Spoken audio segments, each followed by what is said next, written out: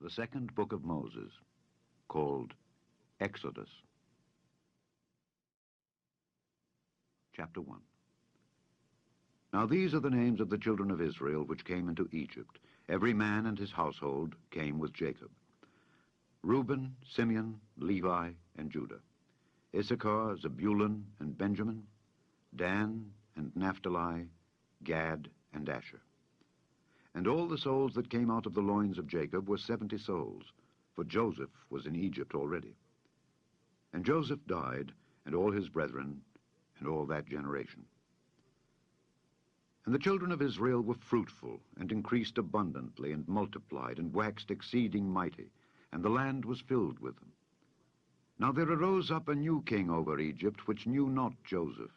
And he said unto his people, Behold, the people of the children of Israel are more and mightier than we. Come on, let us deal wisely with them, lest they multiply, and it come to pass that when there falleth out any war, they join also unto our enemies, and fight against us, and so get them up out of the land. Therefore they did set over them taskmasters, to afflict them with their burdens. And they built for Pharaoh treasure cities, Pithom and Raamses. But the more they afflicted them, the more they multiplied and grew. And they were grieved because of the children of Israel. And the Egyptians made the children of Israel to serve with rigor, and they made their lives bitter with hard bondage, in mortar and in brick, and in all manner of service in the field. All their service wherein they made them serve was with rigor. And the king of Egypt spake to the Hebrew midwives, of which the name of the one was Shiphrah, and the name of the other Puah. And he said, When ye do the office of a midwife to the Hebrew women, and see them upon the stools, if it be a son, then ye shall kill him. But if it be a daughter, then she shall live. But the midwives feared God, and did not as the king of Egypt commanded them, but saved the men-children alive. And the king of Egypt called for the midwives, and said unto them, Why have ye done this thing, and have saved the men-children alive? And the midwives said unto Pharaoh, Because the Hebrew women are not as the Egyptian women, for they are lively, and are delivered ere the midwives come in unto them. Therefore God dealt well with the midwives, and the people multiplied, and waxed very mighty. And it came to pass, because the midwives feared God, that he made them houses. And Pharaoh charged all his people, saying, Every son that is born ye shall cast into the river, and every daughter ye shall save alive. Chapter 2. And there went a man of the house of Levi, and took to wife a daughter of Levi. And the woman conceived, and bare a son. And when she saw him that he was a goodly child, she hid him 3 months. And when she could not longer hide him, she took for him an ark of bulrushes, and daubed it with slime and with pitch, and put the child therein, and she laid it in the flags by the river's brink. And his sister stood afar off, to wit what would be done to him. And the daughter of Pharaoh came down to wash herself at the river, and her maidens walked along by the river's side. And when she saw the ark among the flags, she sent her maid to fetch it. And when she had opened it, she saw the child, and behold, the babe wept. And she had compassion on him, and said, This is one of the Hebrews' children. Then said his sister to Pharaoh's daughter, Shall I go and call to thee a nurse of the Hebrew women, that she may nurse the child for thee? And Pharaoh's daughter said to her, Go. And the maid went, and called the child's mother. And Pharaoh's daughter said unto her, Take this child away, and nurse it for me, and I will give thee thy wages. And the woman took the child, and nursed it. And the child grew, and she brought him unto Pharaoh's daughter, and he became her son. And she called his name Moses. And she said, Because I drew him out of the water. And it came to pass in those days, when Moses was grown, that he went out unto his brethren, and looked on their burdens, and he spied an Egyptian smiting an Hebrew, one of his brethren. And he looked this way and that way, and when he saw that there was no man, he slew the Egyptian, and hid him in the sand. And when he went out the second day, behold, 2 men of the Hebrews strove together. And he said to him that did the wrong, Wherefore smitest thou thy fellow? And he said, Who made thee a prince and a judge over us? Intendest thou to kill me, as thou killedst the Egyptian? And Moses feared, and said, Surely this thing is known. Now when Pharaoh heard this thing, he sought to slay Moses. But Moses fled from the face of Pharaoh, and dwelt in the land of Midian. And he sat down by a well. Now the priest of Midian had 7 daughters, and they came and drew water, and filled the troughs to water their father's flock. And the shepherds came, and drove them away. But Moses stood up, and helped them, and watered their flock. And when they came to Reuel, their father, he said, How is it that ye are come so soon today? And they said, An Egyptian delivered us out of the hand of the shepherds, and also drew water enough for us, and watered the flock. And he said unto his daughters, And where is he? Why is it that ye have left the man? Call him, that he may eat bread. And Moses was content to dwell with the man, and he gave Moses Zipporah his daughter. And she bare him a son, and he called his name Gershom, for he said, I have been a stranger in a strange land. And it came to pass, in process of time, that the king of Egypt died. And the children of Israel sighed by reason of the bondage, and they cried, and their cry came up unto God by reason of the bondage. And God heard their groaning, and God remembered his covenant with Abraham, with Isaac, and with Jacob. And God looked upon the children of Israel, and God had respect unto them. Chapter 3. Now Moses kept the flock of Jethro his father-in-law, the priest of Midian. And he led the flock to the backside of the desert, and came to the mountain of God, even to Horeb. And the angel of the Lord appeared unto him in a flame of fire out of the midst of a bush. And he looked, and behold, the bush burned with fire, and the bush was not consumed. And Moses said, I will now turn aside and see this great sight, why the bush is not burnt.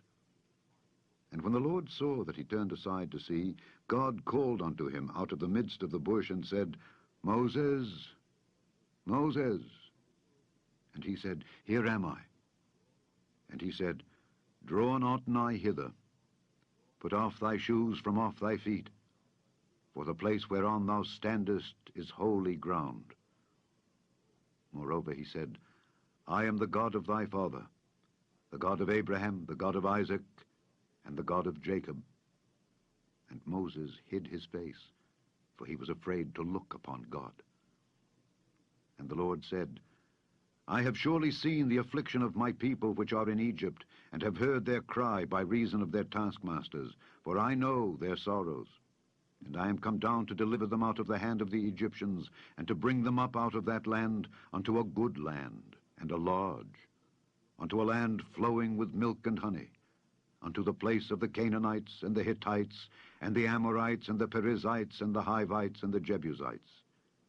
Now therefore, behold, the cry of the children of Israel is come unto me, and I have also seen the oppression wherewith the Egyptians oppress them. Come now therefore, and I will send thee unto Pharaoh, that thou mayest bring forth my people, the children of Israel, out of Egypt.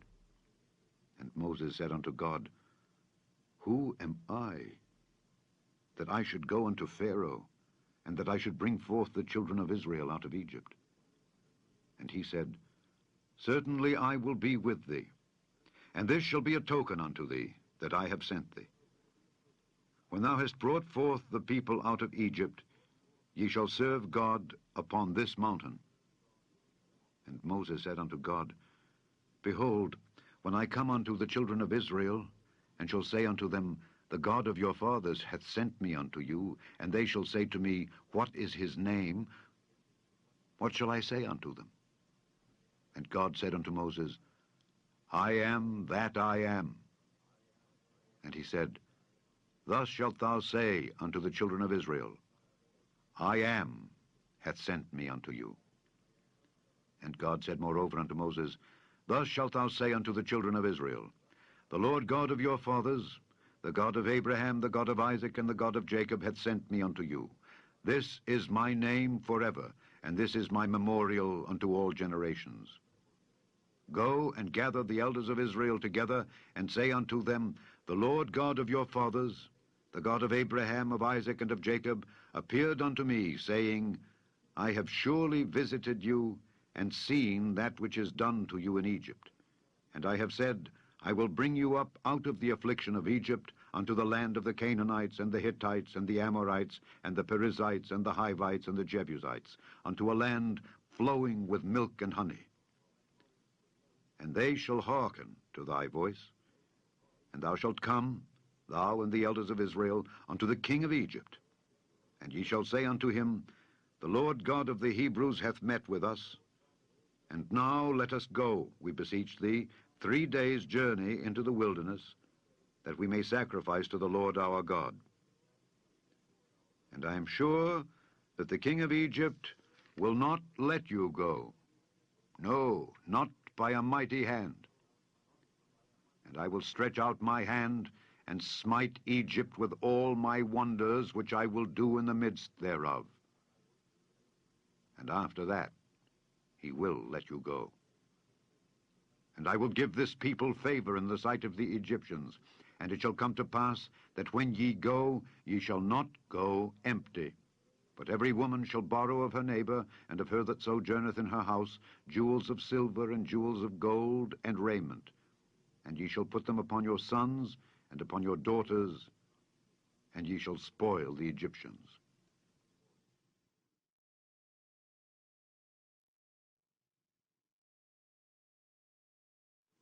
Chapter 4.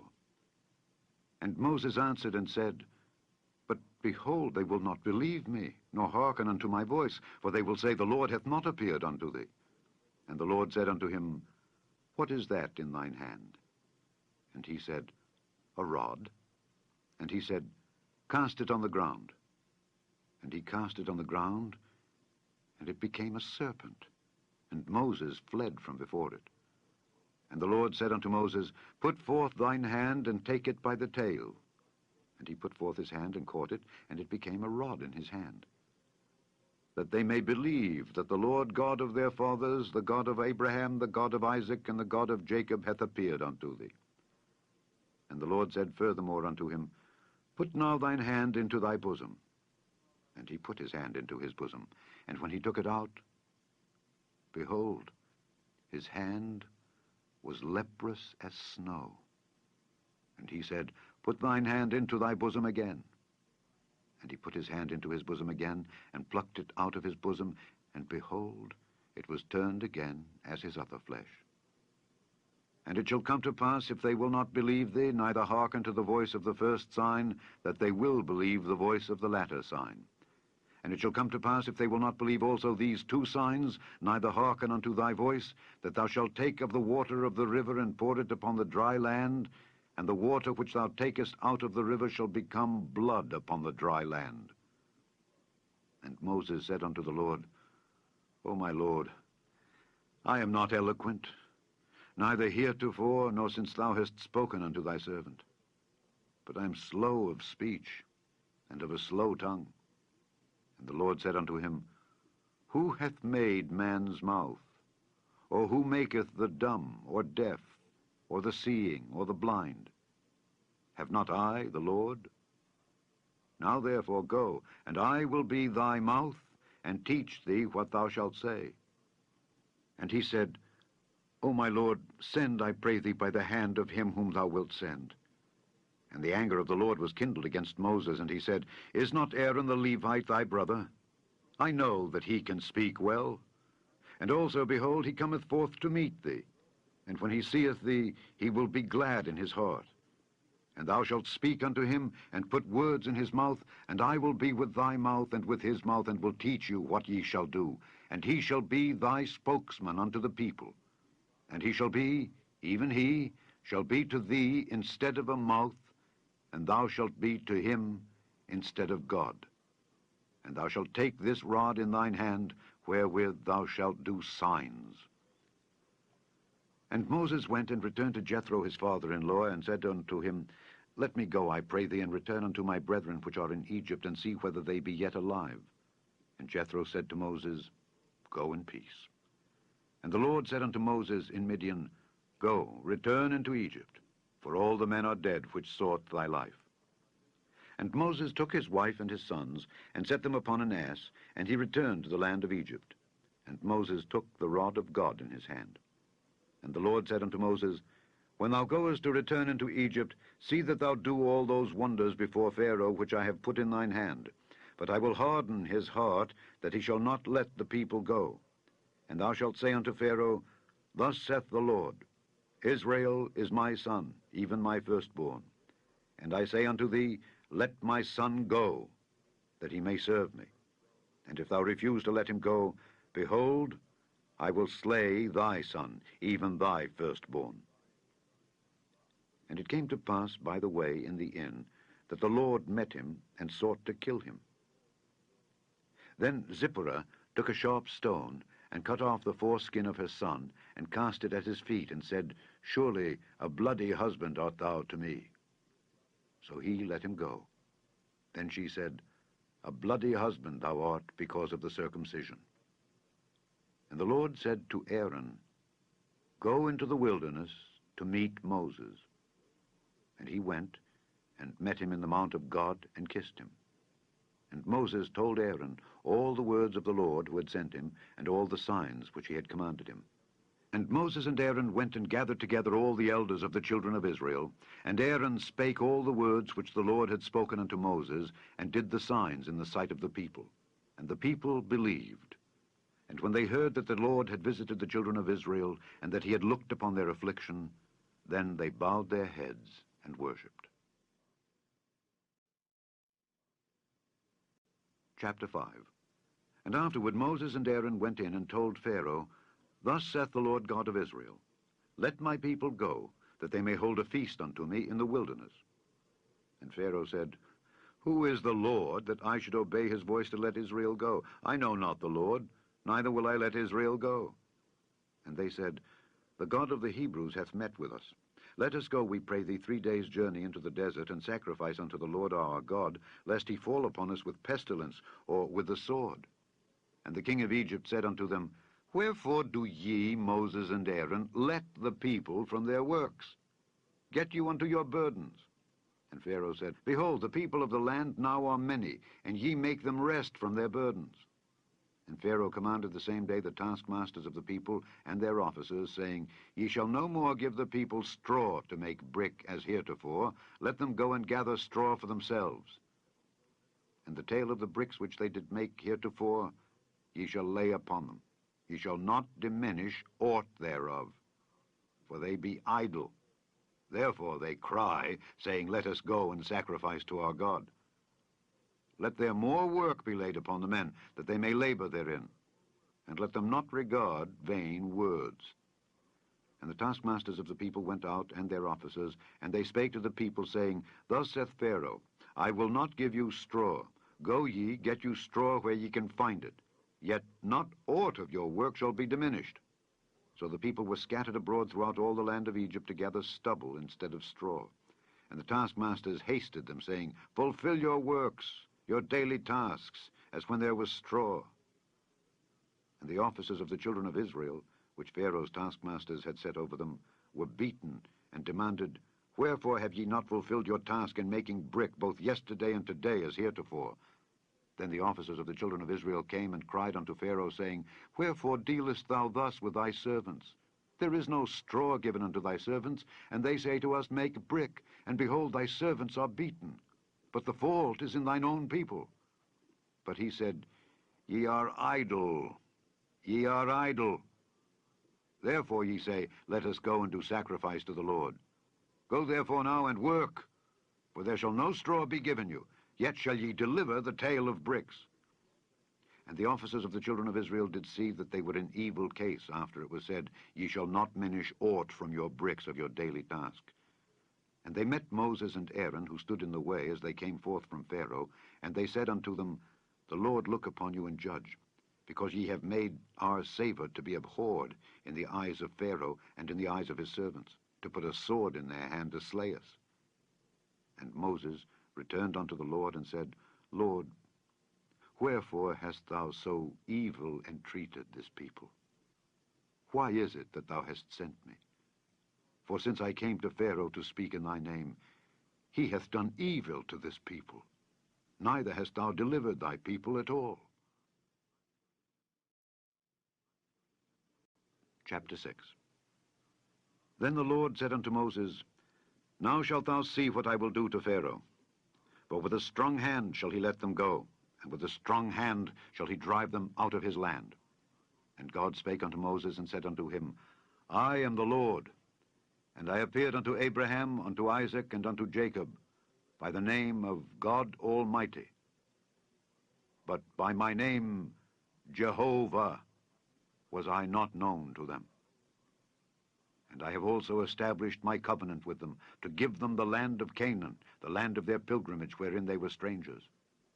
And I have also heard the groaning of the children of Israel, whom the Egyptians keep in bondage, and I have remembered my covenant. Wherefore, say unto the children of Israel, I am the Lord, and I will bring you out from under the burdens of the Egyptians, and I will rid you out of their bondage, and I will redeem you with a stretched out arm and with great judgments. And I will take you to me for a people, and I will be to you a God. And ye shall know that I am the Lord your God, which bringeth you out from under the burdens of the Egyptians. And I will bring you in unto the land concerning the which I did swear to give it to Abraham, to Isaac, and to Jacob. And I will give it you for an heritage. I am the Lord. And Moses spake so unto the children of Israel, but they hearkened not unto Moses for anguish of spirit and for cruel bondage. And the Lord spake unto Moses, saying, Go in, speak unto Pharaoh king of Egypt, that he let the children of Israel go out of his land. And Moses spake before the Lord, saying, Behold, the children of Israel have not hearkened unto me. How then shall Pharaoh hear me, who am of uncircumcised lips? And the Lord spake unto Moses and unto Aaron, and gave them a charge unto the children of Israel, and unto Pharaoh king of Egypt, to bring the children of Israel out of the land of Egypt. These be the heads of their fathers' houses. The sons of Reuben, the firstborn of Israel, Hanoch, and Pallu, Hezron, and Carmi. These be the families of Reuben. And the sons of Simeon, Jemuel, and Jamin, and Ohad, and Jachin, and Zohar, and Shael, the son of a Canaanitish woman. These are the families of Simeon. And these are the names of the sons of Levi according to their generations, Gershon, and Kohath, and Merari, and the years of the life of Levi were 137 years. The sons of Gershon, Libni, and Shimei according to their families. And the sons of Kohath, Amram, and Izhar, and Hebron, and Uzziel. And the years of the life of Kohath were 133 years. And the sons of Merari, Mahali, and Mushi. These are the families of Levi according to their generations. And Amram took him Jochebed, his father's sister, to wife, and she bare him Aaron and Moses. And the years of the life of Amram were 137 years. And the sons of Izhar, Korah, and Nepheg, and Zichri. And the sons of Uzziel, Mishael, and Elzaphan, and Zithri. And Aaron took him Elisheba, daughter of Amminadab, sister of Naashon, to wife, and she bare him Nadab, and Abihu, Eleazar, and Ithamar. And the sons of Korah, Aser, and Elkanah, and Abiasaph. These are the families of the Korhites. And Eleazar, Aaron's son, took him one of the daughters of Putiel to wife, and she bare him Phinehas. These are the heads of the fathers of the Levites according to their families. These are that Aaron and Moses, to whom the Lord said, Bring out the children of Israel from the land of Egypt according to their armies. These are they which spake to Pharaoh, king of Egypt, to bring out the children of Israel from Egypt. These are that Moses and Aaron. And it came to pass on the day when the Lord spake unto Moses in the land of Egypt, that the Lord spake unto Moses, saying, I am the Lord. Speak thou unto Pharaoh, king of Egypt, all that I say unto thee. And Moses said before the Lord, Behold, I am of uncircumcised lips, and how shall Pharaoh hearken unto me? Chapter 7. And the Lord said unto Moses, See, I have made thee a god to Pharaoh, and Aaron thy brother shall be thy prophet. Thou shalt speak all that I command thee. And Aaron thy brother shall speak unto Pharaoh, that he send the children of Israel out of his land.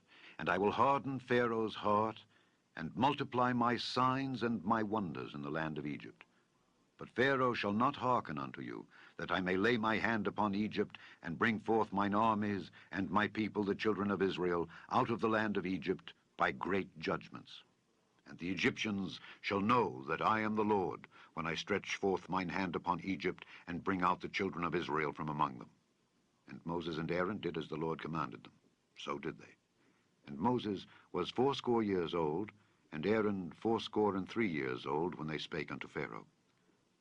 And the Lord spake unto Moses and unto Aaron, saying, When Pharaoh shall speak unto you, saying, Show a miracle for you, then thou shalt say unto Aaron, Take thy rod, and cast it before Pharaoh, and it shall become a serpent.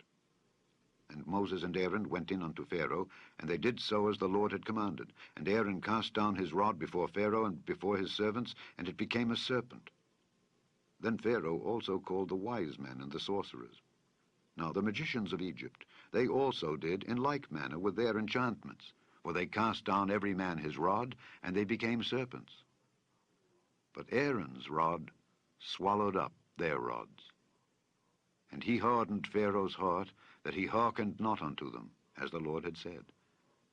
And the Lord said unto Moses, Pharaoh's heart is hardened, he refuseth to let the people go. Get thee unto Pharaoh in the morning. Lo, he goeth out unto the water, and thou shalt stand by the river's brink against he come. And the rod which was turned to a serpent shalt thou take in thine hand. And thou shalt say unto him, The Lord God of the Hebrews hath sent me unto thee, saying, Let my people go, that they may serve me in the wilderness. And behold, hitherto thou wouldest not hear. Thus saith the Lord, In this thou shalt know that I am the Lord. Behold, I will smite with the rod that is in mine hand upon the waters which are in the river, and they shall be turned to blood. And the fish that is in the river shall die, and the river shall stink, and the Egyptians shall loathe to drink of the water of the river. And the Lord spake unto Moses, Say unto Aaron, Take thy rod, and stretch out thine hand upon the waters of Egypt, upon their streams, upon their rivers, and upon their ponds, and upon all their pools of water, that they may become blood, and that there may be blood throughout all the land of Egypt, both in vessels of wood and in vessels of stone. And Moses and Aaron did so as the Lord commanded. And he lifted up the rod, and smote the waters that were in the river, in the sight of Pharaoh and in the sight of his servants, and all the waters that were in the river were turned to blood. And the fish that was in the river died, and the river stank, and the Egyptians could not drink of the water of the river, and there was blood throughout all the land of Egypt. And the magicians of Egypt did so with their enchantments. And Pharaoh's heart was hardened, neither did he hearken unto them, as the Lord had said. And Pharaoh turned and went into his house, neither did he set his heart to this also. And all the Egyptians digged round about the river for water to drink, for they could not drink of the water of the river. And 7 days were fulfilled after that the Lord had smitten the river. Chapter 8. And the Lord spake unto Moses, Go unto Pharaoh, and say unto him, Thus saith the Lord, Let my people go, that they may serve me. And if thou refuse to let them go, behold, I will smite all thy borders with frogs, and the river shall bring forth frogs abundantly, which shall go up and come into thine house, and into thy bedchamber, and upon thy bed, and into the house of thy servants, and upon thy people, and into thine ovens, and into thy kneading troughs.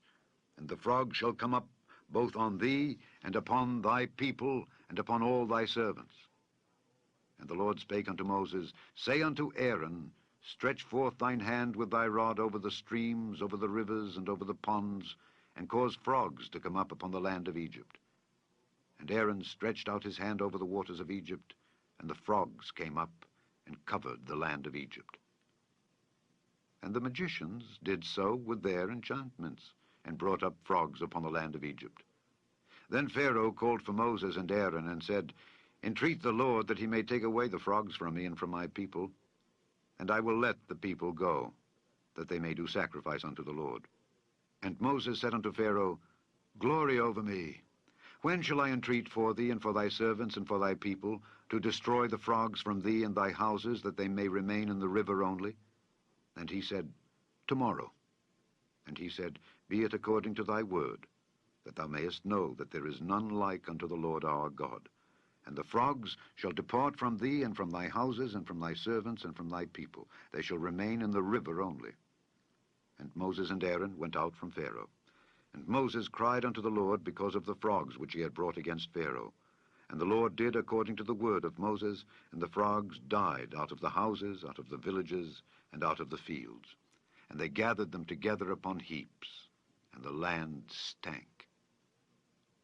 But when Pharaoh saw that there was respite, he hardened his heart, and hearkened not unto them, as the Lord had said. And the Lord said unto Moses, Say unto Aaron, Stretch out thy rod, and smite the dust of the land, that it may become lice throughout all the land of Egypt. And they did so. For Aaron stretched out his hand with his rod, and smote the dust of the earth, and it became lice in man and in beast.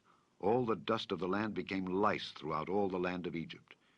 And the magicians did so with their enchantments to bring forth lice, but they could not. So there were lice upon man and upon beast.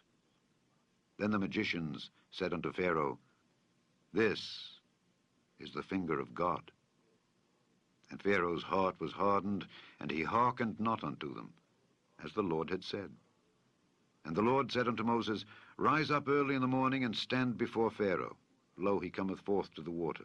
And say unto him, Thus saith the Lord, Let my people go, that they may serve me. Else, if thou wilt not let my people go, behold, I will send swarms of flies upon thee, and upon thy servants, and upon thy people, and into thy houses. And the houses of the Egyptians shall be full of swarms of flies, and also the ground whereon they are. And I will sever in that day the land of Goshen, in which my people dwell, that no swarms of flies shall be there, to the end thou mayest know that I am the Lord in the midst of the earth. And I will put a division between my people and thy people. Tomorrow shall this sign be. And the Lord did so, and there came a grievous swarm of flies into the house of Pharaoh, and into his servants' houses, and into all the land of Egypt. The land was corrupted by reason of the swarm of flies. And Pharaoh called for Moses and for Aaron, and said, Go ye, sacrifice to your God in the land. And Moses said, It is not meet so to do, for we shall sacrifice the abomination of the Egyptians to the Lord our God. Lo, shall we sacrifice the abomination of the Egyptians before their eyes, and will they not stone us? We will go 3 days' journey into the wilderness, and sacrifice to the Lord our God, as he shall command us. And Pharaoh said, I will let you go, that ye may sacrifice to the Lord your God in the wilderness. Only ye shall not go very far away. Entreat for me. And Moses said, Behold, I go out from thee, and I will entreat the Lord that the swarms of flies may depart from Pharaoh, from his servants, and from his people tomorrow. But let not Pharaoh deal deceitfully any more in not letting the people go to sacrifice to the Lord. And Moses went out from Pharaoh, and entreated the Lord. And the Lord did according to the word of Moses, and he removed the swarms of flies from Pharaoh, from his servants, and from his people. There remained not one. And Pharaoh hardened his heart at this time also, neither would he let the people go. Chapter 9. Then the Lord said unto Moses, Go in unto Pharaoh, and tell him, Thus saith the Lord God of the Hebrews, Let my people go, that they may serve me. For if thou refuse to let them go, and wilt hold them still, behold, the hand of the Lord is upon thy cattle which is in the field, upon the horses, upon the asses, upon the camels, upon the oxen, and upon the sheep. There shall be a very grievous murrain, and the Lord shall sever between the cattle of Israel and the cattle of Egypt, and there shall nothing die of all that is the children's of Israel. And the Lord appointed a set time, saying, Tomorrow the Lord shall do this thing in the land. And the Lord did that thing on the morrow, and all the cattle of Egypt died. But of the cattle of the children of Israel died not one. And Pharaoh sent, and behold, there was not one of the cattle of the Israelites dead. And the heart of Pharaoh was hardened, and he did not let the people go. And the Lord said unto Moses and unto Aaron, Take to you handfuls of ashes of the furnace, and let Moses sprinkle it toward the heaven in the sight of Pharaoh, and it shall become small dust in all the land of Egypt, and shall be a boil breaking forth with blains, upon man and upon beast, throughout all the land of Egypt. And they took ashes of the furnace and stood before Pharaoh, and Moses sprinkled it up toward the heaven, and it became a boil, breaking forth with blains upon man and upon beast. And the magicians could not stand before Moses because of the boils, for the boil was upon the magicians and upon all the Egyptians. And the Lord hardened the heart of Pharaoh, and he hearkened not unto them, as the Lord had spoken unto Moses. And the Lord said unto Moses, Rise up early in the morning, and stand before Pharaoh, and say unto him, Thus saith the Lord God of the Hebrews, Let my people go, that they may serve me. For I will at this time send all my plagues upon thine heart, and upon thy servants, and upon thy people, that thou mayest know that there is none like me in all the earth. For now I will stretch out my hand, that I may smite thee and thy people with pestilence, and thou shalt be cut off from the earth. And in very deed, for this cause have I raised thee up, for to show in thee my power, and that my name may be declared throughout all the earth. As yet exaltest thou thyself against my people, that thou wilt not let them go?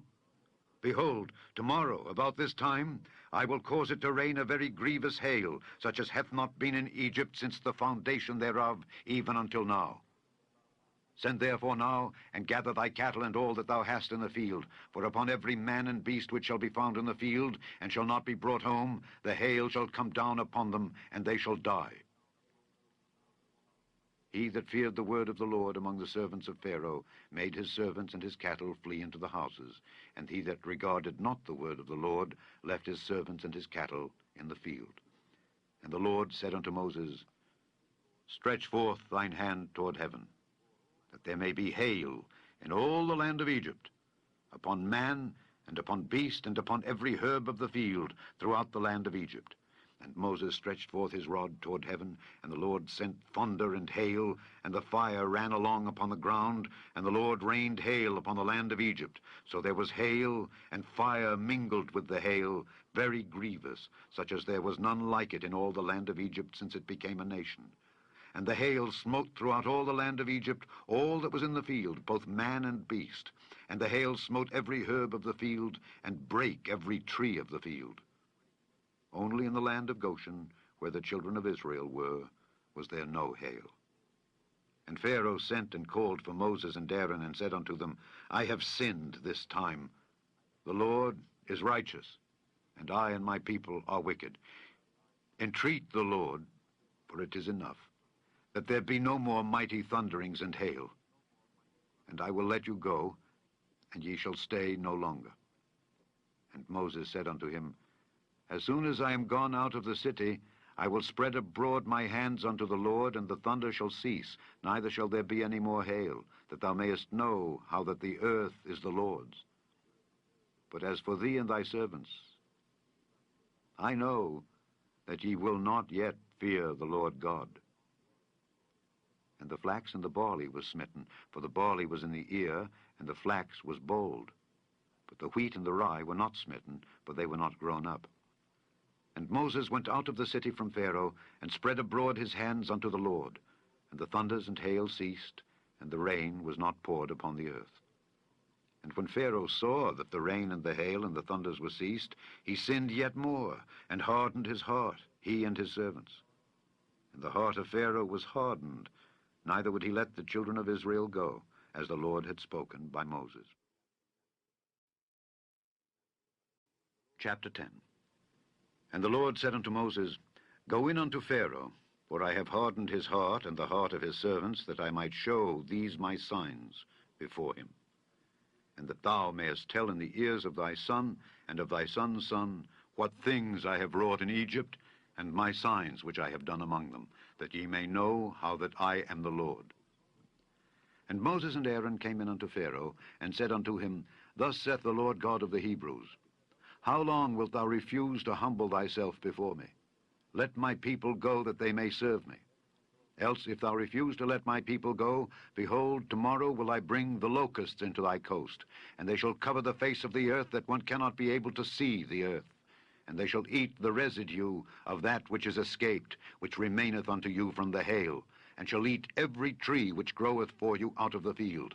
And they shall fill thy houses, and the houses of all thy servants, and the houses of all the Egyptians, which neither thy fathers nor thy fathers' fathers have seen since the day that they were upon the earth unto this day. And he turned himself and went out from Pharaoh. And Pharaoh's servants said unto him, How long shall this man be a snare unto us? Let the men go, that they may serve the Lord their God.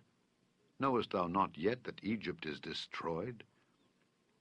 And Moses and Aaron were brought again unto Pharaoh, and he said unto them, Go, serve the Lord your God. But who are they that shall go? And Moses said, We will go with our young and with our old, with our sons and with our daughters, with our flocks and with our herds will we go, for we must hold a feast unto the Lord. And he said unto them, Let the Lord be so with you as I will let you go and your little ones. Look to it, for evil is before you. Not so. Go now, ye that are men, and serve the Lord, for that ye did desire. And they were driven out from Pharaoh's presence. And the Lord said unto Moses, Stretch out thine hand over the land of Egypt for the locusts, that they may come up upon the land of Egypt and eat every herb of the land, even all that the hail hath left. And Moses stretched forth his rod over the land of Egypt, and the Lord brought an east wind upon the land all that day and all that night.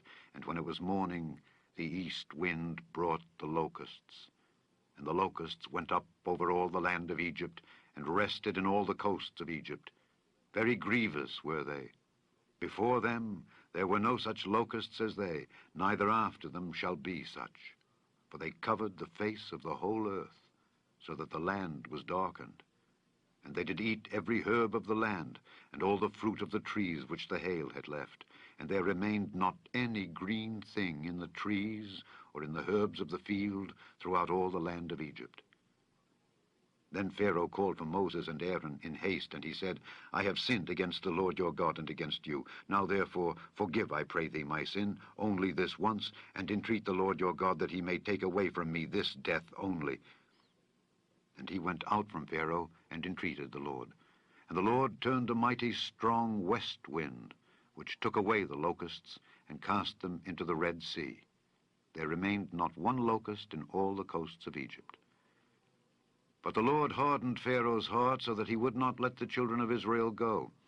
And the Lord said unto Moses, Stretch out thine hand toward heaven, that there may be darkness over the land of Egypt, even darkness which may be felt. And Moses stretched forth his hand toward heaven, and there was a thick darkness in all the land of Egypt 3 days. They saw not one another, neither rose any from his place for 3 days. But all the children of Israel had light in their dwellings. And Pharaoh called unto Moses and said, Go ye, serve the Lord. Only let your flocks and your herds be stayed. Let your little ones also go with you. And Moses said, Thou must give us also sacrifices and burnt offerings, that we may sacrifice unto the Lord our God. Our cattle also shall go with us. There shall not an hoof be left behind. For thereof must we take to serve the Lord our God, and we know not with what we must serve the Lord until we come thither. But the Lord hardened Pharaoh's heart, and he would not let them go. And Pharaoh said unto him, Get thee from me, take heed to thyself, see my face no more, for in that day thou seest my face, thou shalt die. And Moses said, Thou hast spoken well. I will see thy face again no more. Chapter 11. And the Lord said unto Moses, Yet will I bring one plague more upon Pharaoh and upon Egypt. Afterwards he will let you go hence. When he shall let you go, he shall surely thrust you out hence altogether. Speak now in the ears of the people, and let every man borrow of his neighbor, and every woman of her neighbor, jewels of silver and jewels of gold. And the Lord gave the people favor in the sight of the Egyptians. Moreover, the man Moses was very great in the land of Egypt, in the sight of Pharaoh's servants, and in the sight of the people. And Moses said, Thus saith the Lord, About midnight will I go out into the midst of Egypt, and all the firstborn in the land of Egypt shall die, from the firstborn of Pharaoh that sitteth upon his throne, even unto the firstborn of the maidservant that is behind the mill, and all the firstborn of beasts. And there shall be a great cry throughout all the land of Egypt, such as there was none like it, nor shall be like it any more. But against any of the children of Israel shall not a dog move his tongue against man or beast, that ye may know how that the Lord doth put a difference between the Egyptians and Israel. And all these thy servants shall come down unto me, and bow down themselves unto me, saying, Get thee out, and all the people that follow thee. And after that I will go out. And he went out from Pharaoh in a great anger. And the Lord said unto Moses, Pharaoh shall not hearken unto you, that my wonders may be multiplied in the land of Egypt. And Moses and Aaron did all these wonders before Pharaoh. And the Lord hardened Pharaoh's heart, so that he would not let the children of Israel go out of his land.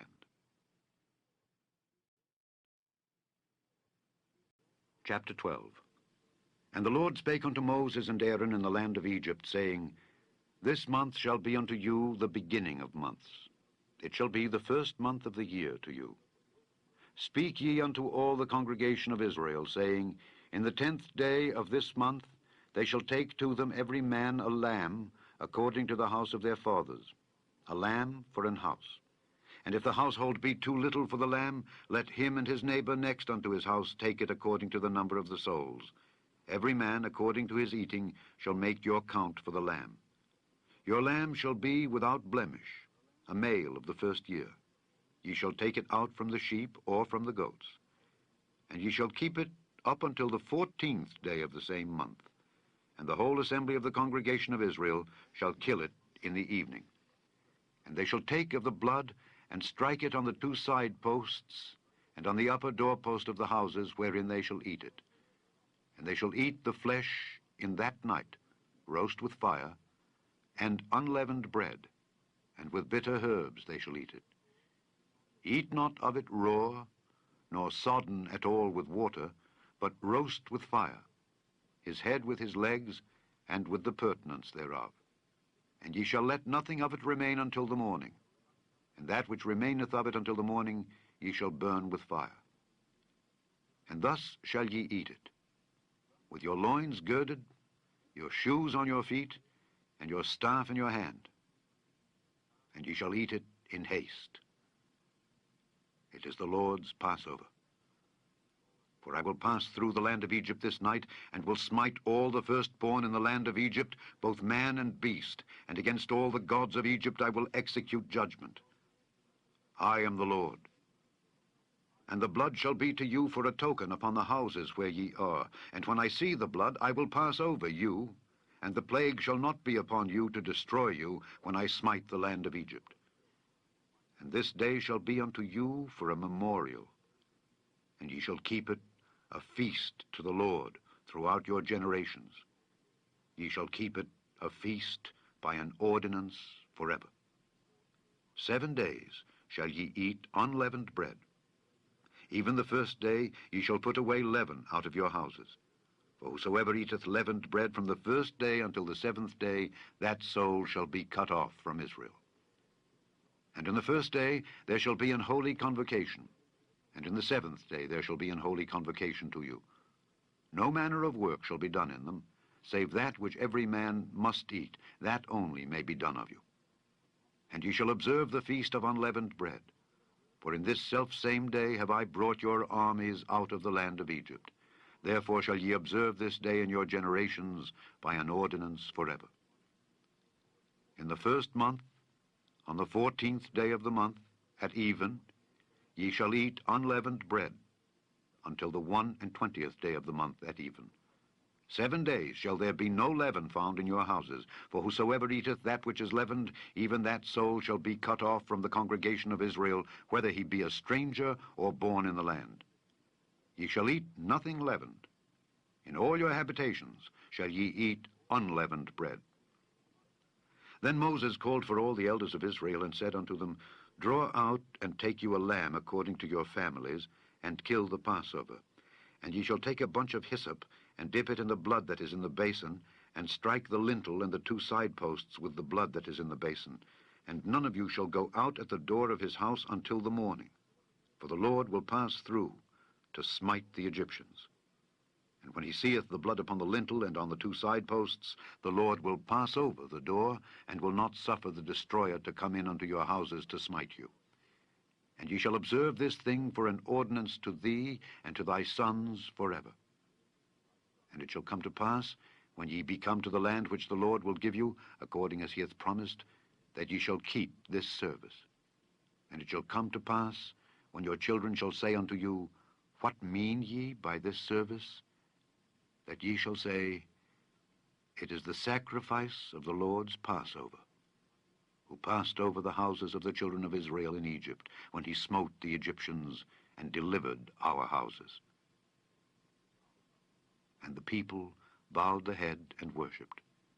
And the children of Israel went away, and did as the Lord had commanded Moses and Aaron. So did they. And it came to pass that at midnight the Lord smote all the firstborn in the land of Egypt, from the firstborn of Pharaoh that sat on his throne, unto the firstborn of the captive that was in the dungeon, and all the firstborn of cattle. And Pharaoh rose up in the night, he and all his servants and all the Egyptians, and there was a great cry in Egypt, for there was not a house where there was not one dead. And he called for Moses and Aaron by night, and said, Rise up and get you forth from among my people, both ye and the children of Israel, and go, serve the Lord as ye have said. Also take your flocks and your herds as ye have said, and be gone, and bless me also. And the Egyptians were urgent upon the people that they might send them out of the land in haste, for they said, We be all dead men. And the people took their dough before it was leavened, their kneading troughs being bound up in their clothes upon their shoulders. And the children of Israel did according to the word of Moses. And they borrowed of the Egyptians jewels of silver and jewels of gold and raiment. And the Lord gave the people favor in the sight of the Egyptians, so that they lent unto them such things as they required. And they spoiled the Egyptians. And the children of Israel journeyed from Ramesses to Succoth, about 600,000 on foot that were men, beside children. And a mixed multitude went up also with them, and flocks and herds, even very much cattle.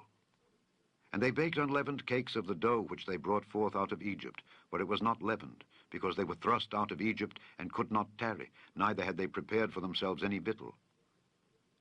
Now the sojourning of the children of Israel who dwelt in Egypt was 430 years. And it came to pass at the end of the 430 years, even the selfsame day it came to pass, that all the hosts of the Lord went out from the land of Egypt. It is a night to be much observed unto the Lord, for bringing them out from the land of Egypt. This is that night of the Lord, to be observed of all the children of Israel in their generations. And the Lord said unto Moses and Aaron, This is the ordinance of the Passover. There shall no stranger eat thereof. But every man's servant that is bought for money, when thou hast circumcised him, then shall he eat thereof. A foreigner and an hired servant shall not eat thereof. In one house shall it be eaten. Thou shalt not carry forth aught of the flesh abroad out of the house, neither shall ye break a bone thereof. All the congregation of Israel shall keep it. And when a stranger shall sojourn with thee, and will keep the Passover to the Lord, let all his males be circumcised, and then let him come near and keep it. And he shall be as one that is born in the land. For no uncircumcised person shall eat thereof. One law shall be to him that is homeborn, and unto the stranger that sojourneth among you. Thus did all the children of Israel, as the Lord commanded Moses and Aaron, so did they. And it came to pass the selfsame day, that the Lord did bring the children of Israel out of the land of Egypt by their armies. Chapter 13. And the Lord spake unto Moses, saying, Sanctify unto me all the firstborn, whatsoever openeth the womb among the children of Israel, both of man and of beast. It is mine. And Moses said unto the people, Remember this day in which ye came out from Egypt, out of the house of bondage. For by strength of hand the Lord brought you out from this place. There shall no leavened bread be eaten. This day came ye out in the month Abib, And it shall be, when the Lord shall bring thee into the land of the Canaanites, and the Hittites, and the Amorites, and the Hivites, and the Jebusites, which he sware unto thy fathers to give thee, a land flowing with milk and honey, that thou shalt keep this service in this month. 7 days thou shalt eat unleavened bread, and in the 7th day shall be a feast to the Lord. Unleavened bread shall be eaten 7 days, and there shall no leavened bread be seen with thee, neither shall there be leaven seen with thee in all thy quarters. And thou shalt show thy son in that day, saying, This is done because of that which the Lord did unto me when I came forth out of Egypt. And it shall be for a sign unto thee upon thine hand, and for a memorial between thine eyes, that the Lord's law may be in thy mouth. For with a strong hand hath the Lord brought thee out of Egypt. Thou shalt therefore keep this ordinance in his season from year to year.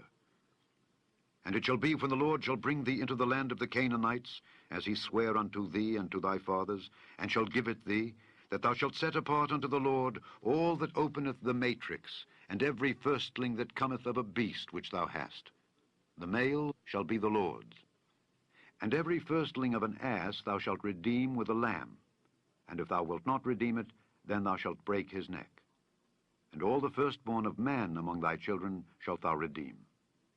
And it shall be, when thy son asketh thee in time to come, saying, What is this?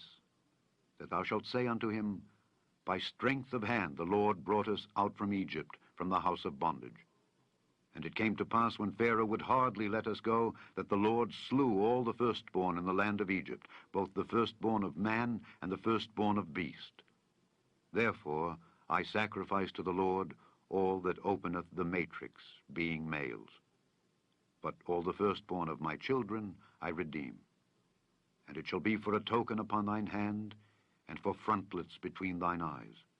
For by strength of hand the Lord brought us forth out of Egypt. And it came to pass, when Pharaoh had let the people go, that God led them not through the way of the land of the Philistines, although that was near. For God said, Lest peradventure the people repent when they see war, and they return to Egypt. But God led the people about through the way of the wilderness of the Red Sea, and the children of Israel went up harnessed out of the land of Egypt. And Moses took the bones of Joseph with him, for he had straitly sworn the children of Israel, saying, God will surely visit you, and ye shall carry up my bones away hence with you. And they took their journey from Succoth, and encamped in Etham, in the edge of the wilderness. And the Lord went before them by day in a pillar of a cloud to lead them the way, and by night in a pillar of fire to give them light, to go by day and night. He took not away the pillar of the cloud by day, nor the pillar of fire by night from before the people. Chapter 14. And the Lord spake unto Moses, saying, Speak unto the children of Israel, that they turn and encamp before Pi-hahiroth, between Migdol and the sea, over against Baal-zephon. Before it shall ye encamp by the sea. For Pharaoh will say of the children of Israel, They are entangled in the land, the wilderness hath shut them in. And I will harden Pharaoh's heart, that he shall follow after them, and I will be honored upon Pharaoh and upon all his host, that the Egyptians may know that I am the Lord. And they did so.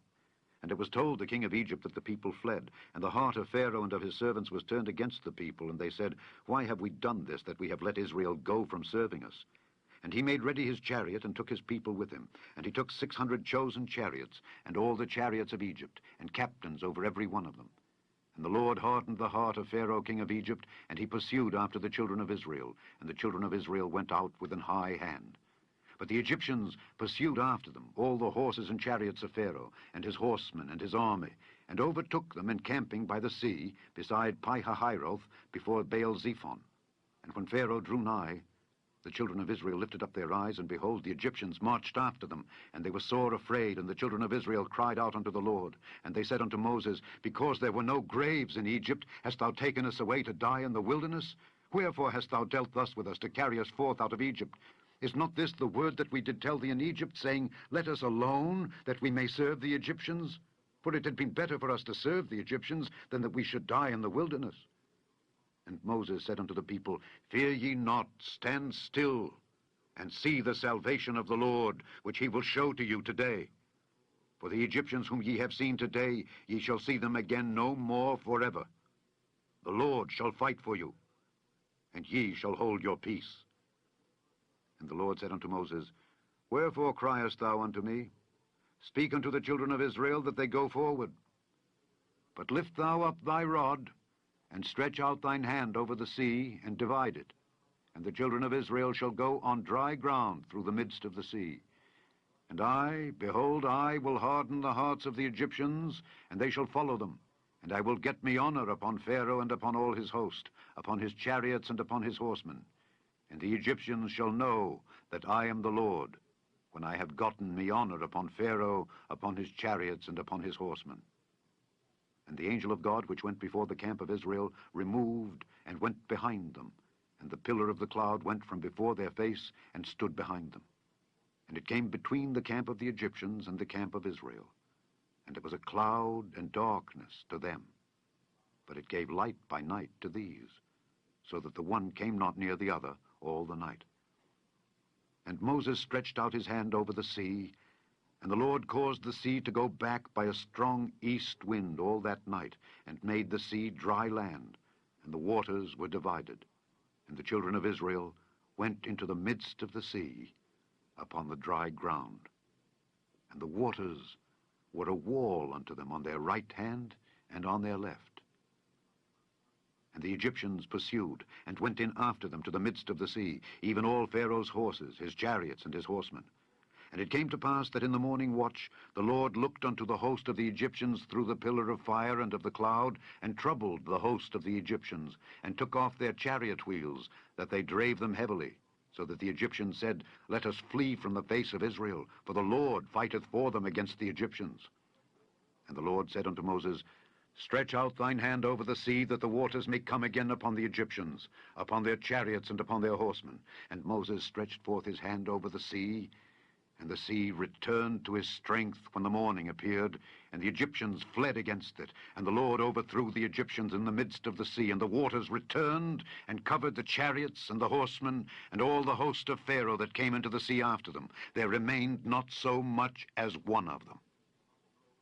But the children of Israel walked upon dry land in the midst of the sea, and the waters were a wall unto them on their right hand and on their left. Thus the Lord saved Israel that day out of the hand of the Egyptians. And Israel saw the Egyptians dead upon the seashore. And Israel saw that great work which the Lord did upon the Egyptians, and the people feared the Lord and believed the Lord and his servant Moses. Chapter 15. Then sang Moses and the children of Israel this song unto the Lord, and spake, saying, I will sing unto the Lord, for he hath triumphed gloriously. The horse and his rider hath he thrown into the sea. The Lord is my strength and song, and he is become my salvation. He is my God, and I will prepare him an habitation, my father's God, and I will exalt him. The Lord is a man of war. The Lord is his name. Pharaoh's chariots and his host hath he cast into the sea. His chosen captains also are drowned in the Red Sea. The depths have covered them. They sank into the bottom as a stone. Thy right hand, O Lord, is become glorious in power. Thy right hand, O Lord, hath dashed in pieces the enemy. And in the greatness of thine excellency thou hast overthrown them that rose up against thee. Thou sentest forth thy wrath, which consumed them as stubble. And with a blast of thy nostrils the waters were gathered together, the floods stood upright as an heap, and the depths were congealed in the heart of the sea. The enemy said, I will pursue, I will overtake, I will divide the spoil, my lust shall be satisfied upon them, I will draw my sword, my hand shall destroy them. Thou didst blow with thy wind, the sea covered them, they sank as lead in the mighty waters. Who is like unto thee, O Lord, among the gods? Who is like thee, glorious in holiness, fearful in praises, doing wonders? Thou stretchedst out thy right hand, the earth swallowed them. Thou in thy mercy hast led forth the people which thou hast redeemed. Thou hast guided them in thy strength unto thy holy habitation. The people shall hear and be afraid. Sorrow shall take hold on the inhabitants of Palestina. Then the dukes of Edom shall be amazed. The mighty men of Moab, trembling, shall take hold upon them. All the inhabitants of Canaan shall melt away. Fear and dread shall fall upon them. By the greatness of thine arm, they shall be as still as a stone, till thy people pass over, O Lord, till the people pass over which thou hast purchased. Thou shalt bring them in, and plant them in the mountain of thine inheritance, in the place, O Lord, which thou hast made for thee to dwell in the sanctuary, O Lord, which thy hands have established. The Lord shall reign forever and ever. For the horse of Pharaoh went in with his chariots and with his horsemen into the sea, and the Lord brought again the waters of the sea upon them. But the children of Israel went on dry land in the midst of the sea. And Miriam the prophetess, the sister of Aaron, took a timbrel in her hand, and all the women went out after her with timbrels and with dances. And Miriam answered them, Sing ye to the Lord, for he hath triumphed gloriously. The horse and his rider hath he thrown into the sea. So Moses brought Israel from the Red Sea, and they went out into the wilderness of Shur. And they went 3 days in the wilderness, and found no water. And when they came to Merah, they could not drink of the waters of Merah, for they were bitter. Therefore the name of it was called Merah. And the people murmured against Moses, saying, What shall we drink? And he cried unto the Lord, and the Lord showed him a tree, which when he had cast into the waters were made sweet. There he made for them a statute and an ordinance, and there he proved them, and said, If thou wilt diligently hearken to the voice of the Lord thy God, and wilt do that which is right in his sight, and wilt give ear to his commandments, and keep all his statutes, I will put none of these diseases upon thee, which I have brought upon the Egyptians. For I am the Lord that healeth thee. And they came to Elim, where were 12 wells of water, and 70 palm trees, and they encamped there by the waters. Chapter 16. And they took their journey from Elim, and all the congregation of the children of Israel came unto the wilderness of Sin, which is between Elim and Sinai, on the 15th day of the 2nd month after their departing out of the land of Egypt. And the whole congregation of the children of Israel murmured against Moses and Aaron in the wilderness. And the children of Israel said unto them, Would to God we had died by the hand of the Lord in the land of Egypt, when we sat by the flesh pots, and when we did eat bread to the full. For ye have brought us forth into this wilderness, to kill this whole assembly with hunger. Then said the Lord unto Moses, Behold, I will rain bread from heaven for you, and the people shall go out and gather a certain rate every day, that I may prove them whether they will walk in my law or no. And it shall come to pass that on the 6th day they shall prepare that which they bring in, and it shall be twice as much as they gather daily. And Moses and Aaron said unto all the children of Israel, At even then ye shall know that the Lord hath brought you out from the land of Egypt. And in the morning then ye shall see the glory of the Lord, for that he heareth your murmurings against the Lord. And what are we, that ye murmur against us? And Moses said, This shall be when the Lord shall give you in the evening flesh to eat, and in the morning bread to the full, for that the Lord heareth your murmurings which ye murmur against him. And what are we? Your murmurings are not against us, but against the Lord. And Moses spake unto Aaron, Say unto all the congregation of the children of Israel, Come near before the Lord, for he hath heard your murmurings. And it came to pass, as Aaron spake unto the whole congregation of the children of Israel, that they looked toward the wilderness, and behold, the glory of the Lord appeared in the cloud. And the Lord spake unto Moses, saying, I have heard the murmurings of the children of Israel. Speak unto them, saying, At even ye shall eat flesh, and in the morning ye shall be filled with bread, and ye shall know that I am the Lord your God. And it came to pass that at even the quails came up and covered the camp. And in the morning the dew lay round about the host. And when the dew that lay was gone up, behold, upon the face of the wilderness there lay a small round thing, as small as the hoarfrost on the ground. And when the children of Israel saw it, they said one to another, It is manna, for they wist not what it was. And Moses said unto them, This is the bread which the Lord hath given you to eat. This is the thing which the Lord hath commanded. Gather of it every man according to his eating, an omer for every man according to the number of your persons. Take ye every man for them which are in his tents. And the children of Israel did so, and gathered, some more, some less. And when they did meet it with an omer, he that gathered much had nothing over, and he that gathered little had no lack. They gathered every man according to his eating. And Moses said, Let no man leave of it till the morning. Notwithstanding, they hearkened not unto Moses, but some of them left of it until the morning. And it bred worms and stank, and Moses was wroth with them. And they gathered it every morning, every man according to his eating. And when the sun waxed hot, it melted. And it came to pass that on the 6th day they gathered twice as much bread, 2 omers for one man. And all the rulers of the congregation came and told Moses, and he said unto them, This is that which the Lord hath said, Tomorrow is the rest of the holy Sabbath unto the Lord. Bake that which ye will bake today, and seethe that ye will seethe, and that which remaineth over lay up for you to be kept until the morning. And they laid it up till the morning, as Moses bade, and it did not stink, neither was there any worm therein. And Moses said, Eat that today, for today is a Sabbath unto the Lord. Today ye shall not find it in the field. 6 days ye shall gather it, but on the 7th day, which is the Sabbath, in it there shall be none.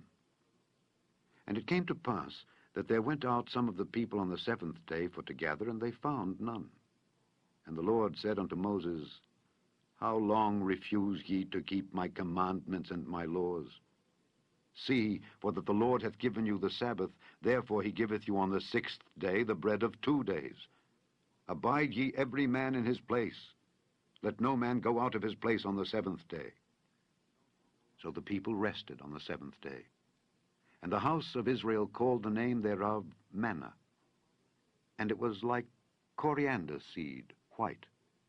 And the taste of it was like wafers made with honey. And Moses said, This is the thing which the Lord commandeth. Fill an omer of it to be kept for your generations, that they may see the bread wherewith I have fed you in the wilderness, when I brought you forth from the land of Egypt. And Moses said unto Aaron, Take a pot, and put an omer full of manna therein, and lay it up before the Lord, to be kept for your generations. As the Lord commanded Moses, so Aaron laid it up before the testimony to be kept. And the children of Israel did eat manna 40 years, until they came to a land inhabited. They did eat manna until they came unto the borders of the land of Canaan. Now an omer is the 10th part of an ephah. Chapter 17. And all the congregation of the children of Israel journeyed from the wilderness of Sin after their journeys, according to the commandment of the Lord, and pitched in Rephidim. And there was no water for the people to drink. Wherefore the people did chide with Moses, and said, Give us water that we may drink. And Moses said unto them, Why chide ye with me? Wherefore do ye tempt the Lord? And the people thirsted there for water, and the people murmured against Moses, and said, Wherefore is this that thou hast brought us up out of Egypt to kill us and our children and our cattle with thirst? And Moses cried unto the Lord, saying, What shall I do unto this people? They be almost ready to stone me. And the Lord said unto Moses, Go on before the people, and take with thee of the elders of Israel, and thy rod, wherewith thou smotest the river, take in thine hand, and go. Behold, I will stand before thee there upon the rock in Horeb, and thou shalt smite the rock, and there shall come water out of it, that the people may drink. And Moses did so in the sight of the elders of Israel, and he called the name of the place Massah and Meribah, because of the chiding of the children of Israel, and because they tempted the Lord, saying, Is the Lord among us or not? Then came Amalek, and fought with Israel in Rephidim. And Moses said unto Joshua, Choose us out men, and go out, fight with Amalek. Tomorrow I will stand on the top of the hill with the rod of God in mine hand. So Joshua did as Moses had said to him, and fought with Amalek. And Moses, Aaron, and Hur went up to the top of the hill. And it came to pass when Moses held up his hand that Israel prevailed. And when he let down his hand, Amalek prevailed. But Moses' hands were heavy, and they took a stone and put it under him, and he sat thereon. And Aaron and Hur stayed up his hands, the one on the one side and the other on the other side, and his hands were steady until the going down of the sun. And Joshua discomfited Amalek and his people with the edge of the sword. And the Lord said unto Moses, Write this for a memorial in a book, and rehearse it in the ears of Joshua. For I will utterly put out the remembrance of Amalek from under heaven. And Moses built an altar, and called the name of it Jehovah Nissi. For he said, Because the Lord hath sworn that the Lord will have war with Amalek from generation to generation. Chapter 18.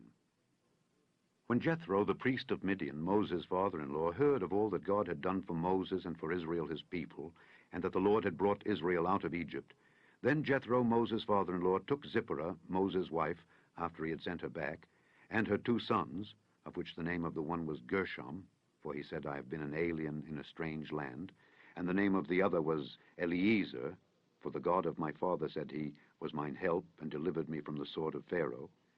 And Jethro, Moses' father-in-law, came with his sons and his wife unto Moses into the wilderness, where he encamped at the mount of God. And he said unto Moses, I, thy father-in-law Jethro, am come unto thee, and thy wife and her 2 sons with her. And Moses went out to meet his father-in-law, and did obeisance, and kissed him. And they asked each other of their welfare. And they came into the tent. And Moses told his father-in-law all that the Lord had done unto Pharaoh and to the Egyptians for Israel's sake, and all the travail that had come upon them by the way, and how the Lord delivered them. And Jethro rejoiced for all the goodness which the Lord had done to Israel, whom he had delivered out of the hand of the Egyptians. And Jethro said, Blessed be the Lord, who hath delivered you out of the hand of the Egyptians and out of the hand of Pharaoh, who hath delivered the people from under the hand of the Egyptians. Now I know that the Lord is greater than all gods, for in the thing wherein they dealt proudly, he was above them. And Jethro, Moses' father-in-law, took a burnt offering and sacrifices for God. And Aaron came and all the elders of Israel to eat bread with Moses' father-in-law before God. And it came to pass on the morrow that Moses sat to judge the people, and the people stood by Moses from the morning unto the evening. And when Moses' father-in-law saw all that he did to the people, he said, What is this thing that thou doest to the people? Why sittest thou thyself alone, and all the people stand by thee from morning unto even?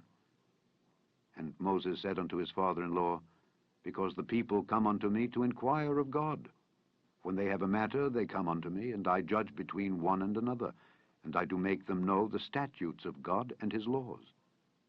And Moses' father-in-law said unto him, The thing that thou doest is not good.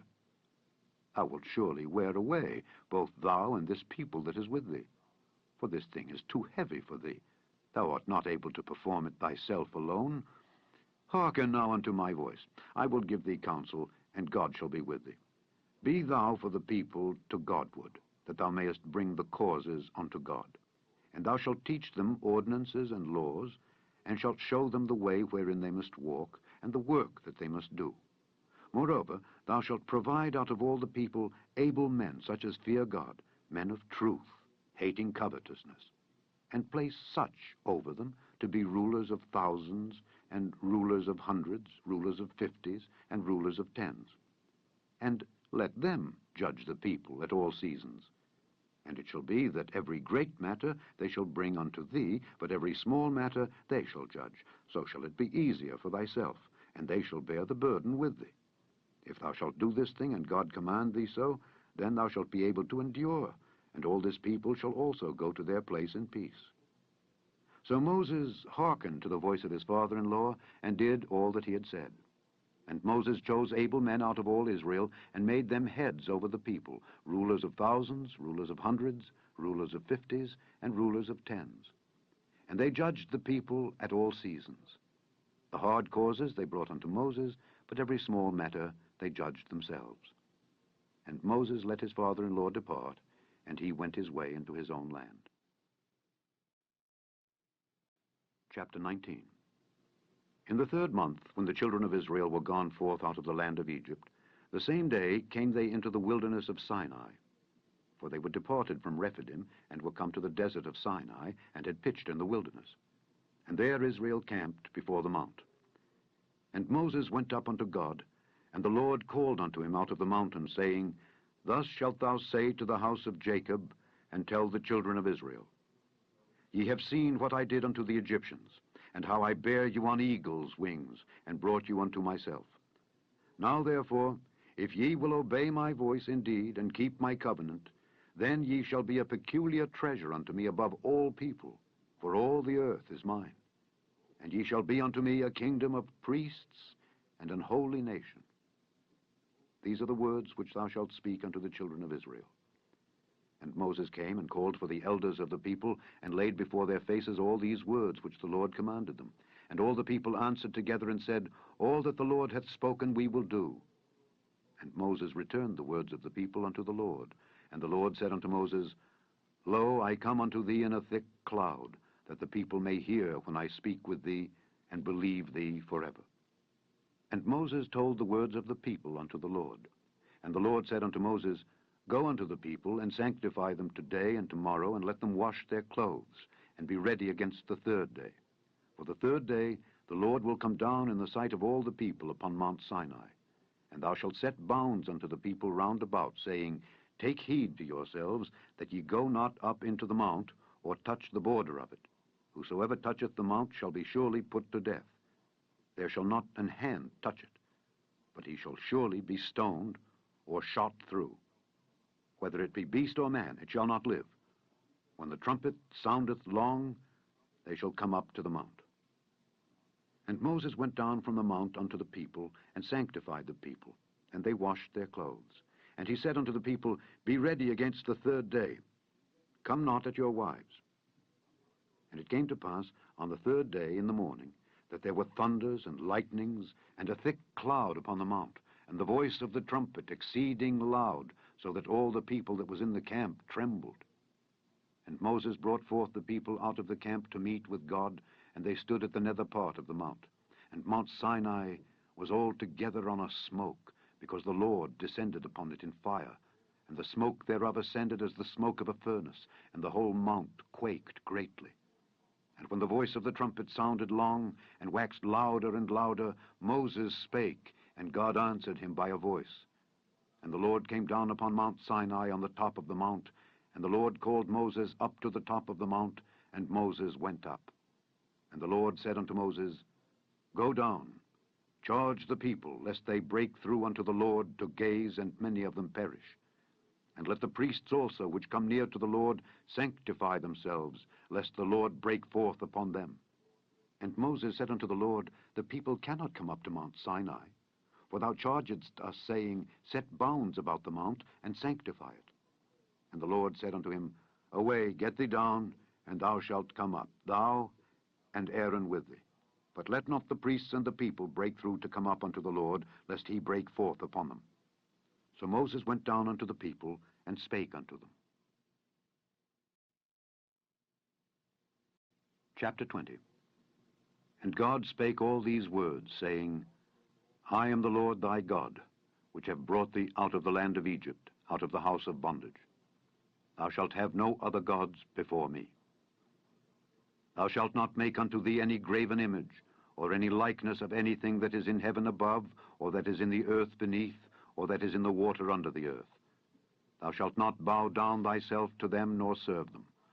For I, the Lord thy God, am a jealous God, visiting the iniquity of the fathers upon the children unto the 3rd and 4th generation of them that hate me, and showing mercy unto thousands of them that love me and keep my commandments. Thou shalt not take the name of the Lord thy God in vain, for the Lord will not hold him guiltless that taketh his name in vain. Remember the Sabbath day, to keep it holy. 6 days shalt thou labor and do all thy work, but the 7th day is the Sabbath of the Lord thy God. In it thou shalt not do any work, thou, nor thy son, nor thy daughter, thy manservant, nor thy maidservant, nor thy cattle, nor thy stranger that is within thy gates. For in 6 days the Lord made heaven and earth, the sea, and all that in them is, and rested the seventh day. Wherefore the Lord blessed the Sabbath day and hallowed it. Honor thy father and thy mother, that thy days may be long upon the land which the Lord thy God giveth thee. Thou shalt not kill. Thou shalt not commit adultery. Thou shalt not steal. Thou shalt not bear false witness against thy neighbor. Thou shalt not covet thy neighbor's house. Thou shalt not covet thy neighbor's wife, nor his manservant, nor his maidservant, nor his ox, nor his ass, nor anything that is thy neighbor's.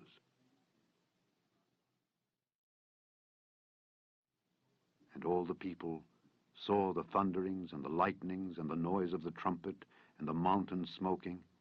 And when the people saw it, they removed and stood afar off. And they said unto Moses, Speak thou with us, and we will hear. But let not God speak with us, lest we die. And Moses said unto the people, Fear not, for God is come to prove you, and that his fear may be before your faces, that ye sin not. And the people stood afar off, and Moses drew near unto the thick darkness where God was. And the Lord said unto Moses, Thus thou shalt say unto the children of Israel, Ye have seen that I have talked with you from heaven. Ye shall not make with me gods of silver, neither shall ye make unto you gods of gold. An altar of earth thou shalt make unto me, and shalt sacrifice thereon thy burnt offerings, and thy peace offerings, thy sheep, and thine oxen. In all places where I record my name, I will come unto thee, and I will bless thee. And if thou wilt make me an altar of stone, thou shalt not build it of hewn stone. For if thou lift up thy tool upon it, thou hast polluted it. Neither shalt thou go up by steps unto mine altar, that thy nakedness be not discovered thereon. Chapter 21. Now these are the judgments which thou shalt set before them.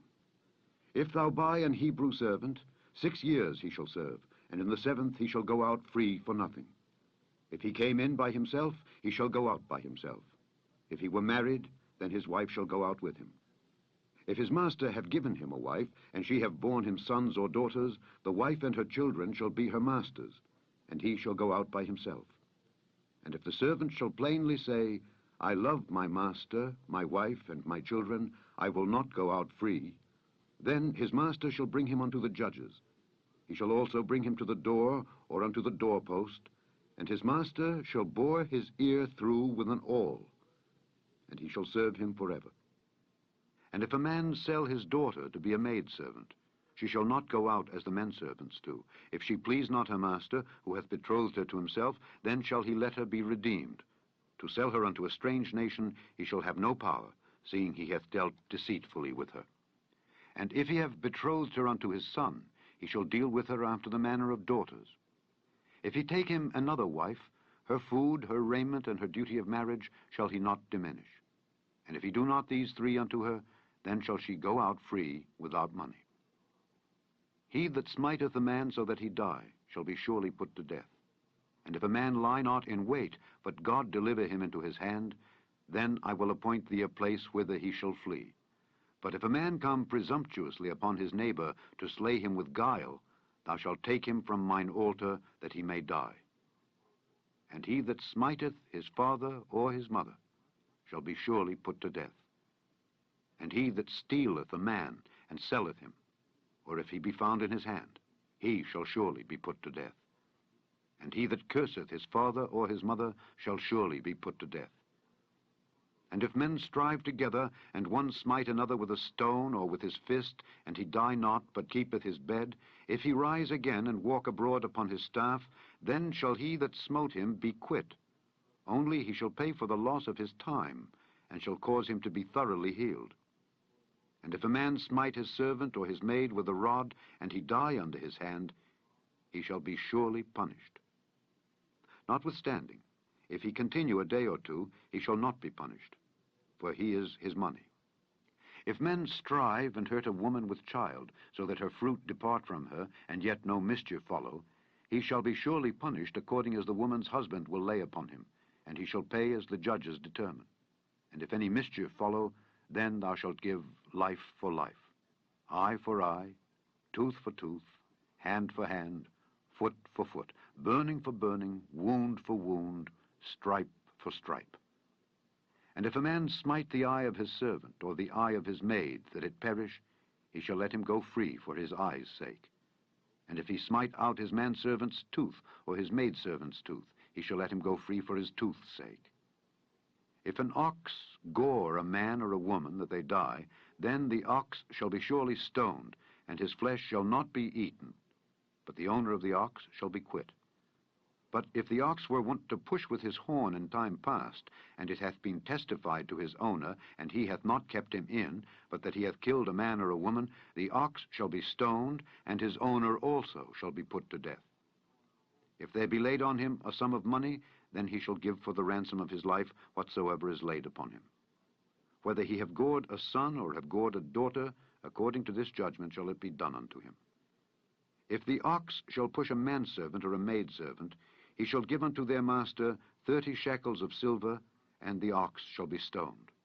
And if a man shall open a pit, or if a man shall dig a pit and not cover it, and an ox or an ass fall therein, the owner of the pit shall make it good, and give money unto the owner of them, and the dead beast shall be his.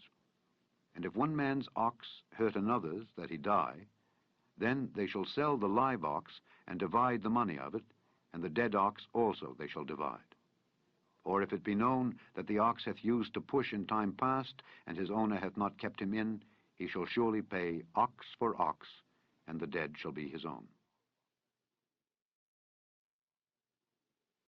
Chapter 22. If a man shall steal an ox or a sheep, and kill it or sell it, he shall restore 5 oxen for an ox, and 4 sheep for a sheep. If a thief be found breaking up, and be smitten that he die, there shall no blood be shed for him. If the sun be risen upon him, there shall be blood shed for him, for he should make full restitution. If he have nothing, then he shall be sold for his theft. If the theft be certainly found in his hand alive, whether it be ox or ass or sheep, he shall restore double.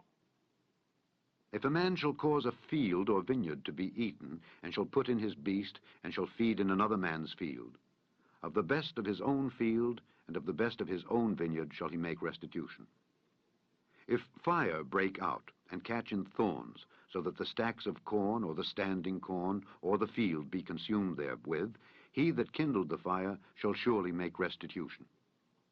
If a man shall deliver unto his neighbor money or stuff to keep, and it be stolen out of the man's house, if the thief be found, let him pay double. If the thief be not found, then the master of the house shall be brought unto the judges, to see whether he have put his hand unto his neighbor's goods. For all manner of trespass, whether it be for ox, for ass, for sheep, for raiment, or for any manner of lost thing which another challengeth to be his, the cause of both parties shall come before the judges, and whom the judges shall condemn, he shall pay double unto his neighbor. If a man deliver unto his neighbor an ass or an ox or a sheep or any beast to keep, and it die or be hurt or driven away, no man seeing it, then shall an oath of the Lord be between them both, that he hath not put his hand unto his neighbor's goods, and the owner of it shall accept thereof, and he shall not make it good. And if it be stolen from him, he shall make restitution unto the owner thereof.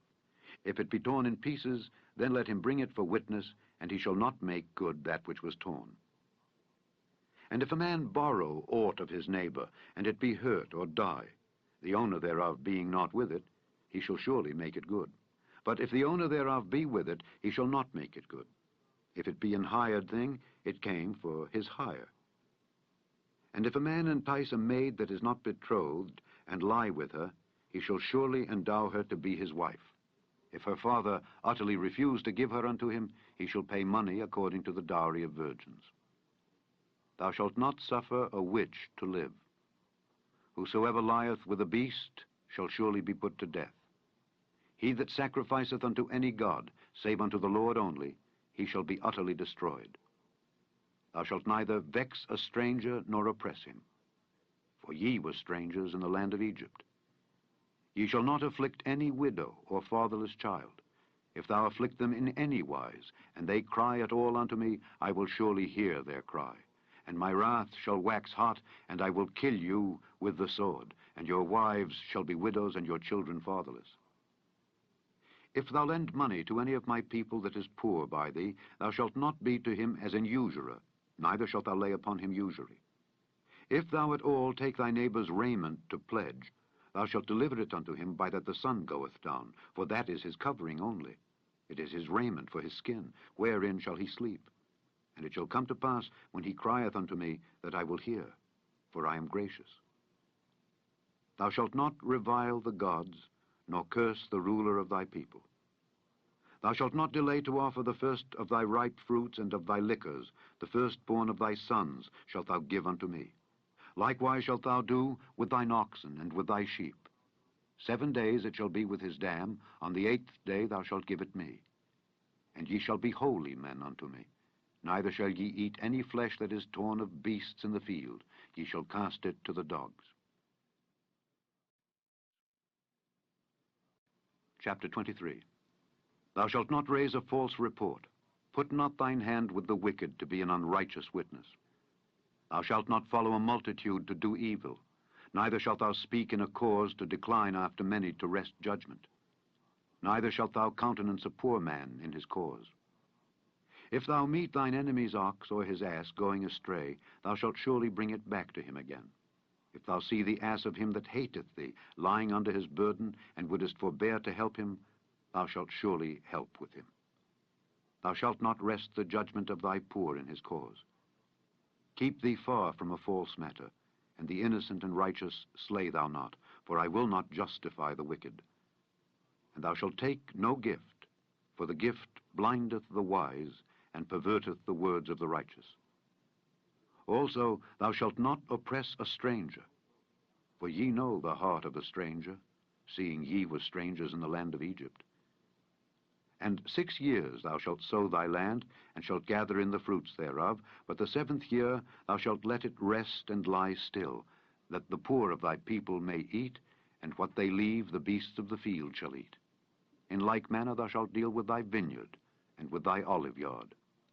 6 days thou shalt do thy work, and on the 7th day thou shalt rest, that thine ox and thine ass may rest, and the son of thy handmaid and the stranger may be refreshed. And in all things that I have said unto you, be circumspect, and make no mention of the name of other gods, neither let it be heard out of thy mouth. 3 times thou shalt keep a feast unto me in the year. Thou shalt keep the feast of unleavened bread. Thou shalt eat unleavened bread 7 days, as I commanded thee, in the time appointed of the month Abib, for in it thou camest out from Egypt, and none shall appear before me empty. And the feast of harvest, the firstfruits of thy labors, which thou hast sown in the field. And the feast of ingathering, which is in the end of the year, when thou hast gathered in thy labors out of the field. 3 times in the year all thy males shall appear before the Lord God. Thou shalt not offer the blood of my sacrifice with leavened bread, neither shall the fat of my sacrifice remain until the morning. The first of the firstfruits of thy land thou shalt bring into the house of the Lord thy God. Thou shalt not seethe a kid in his mother's milk.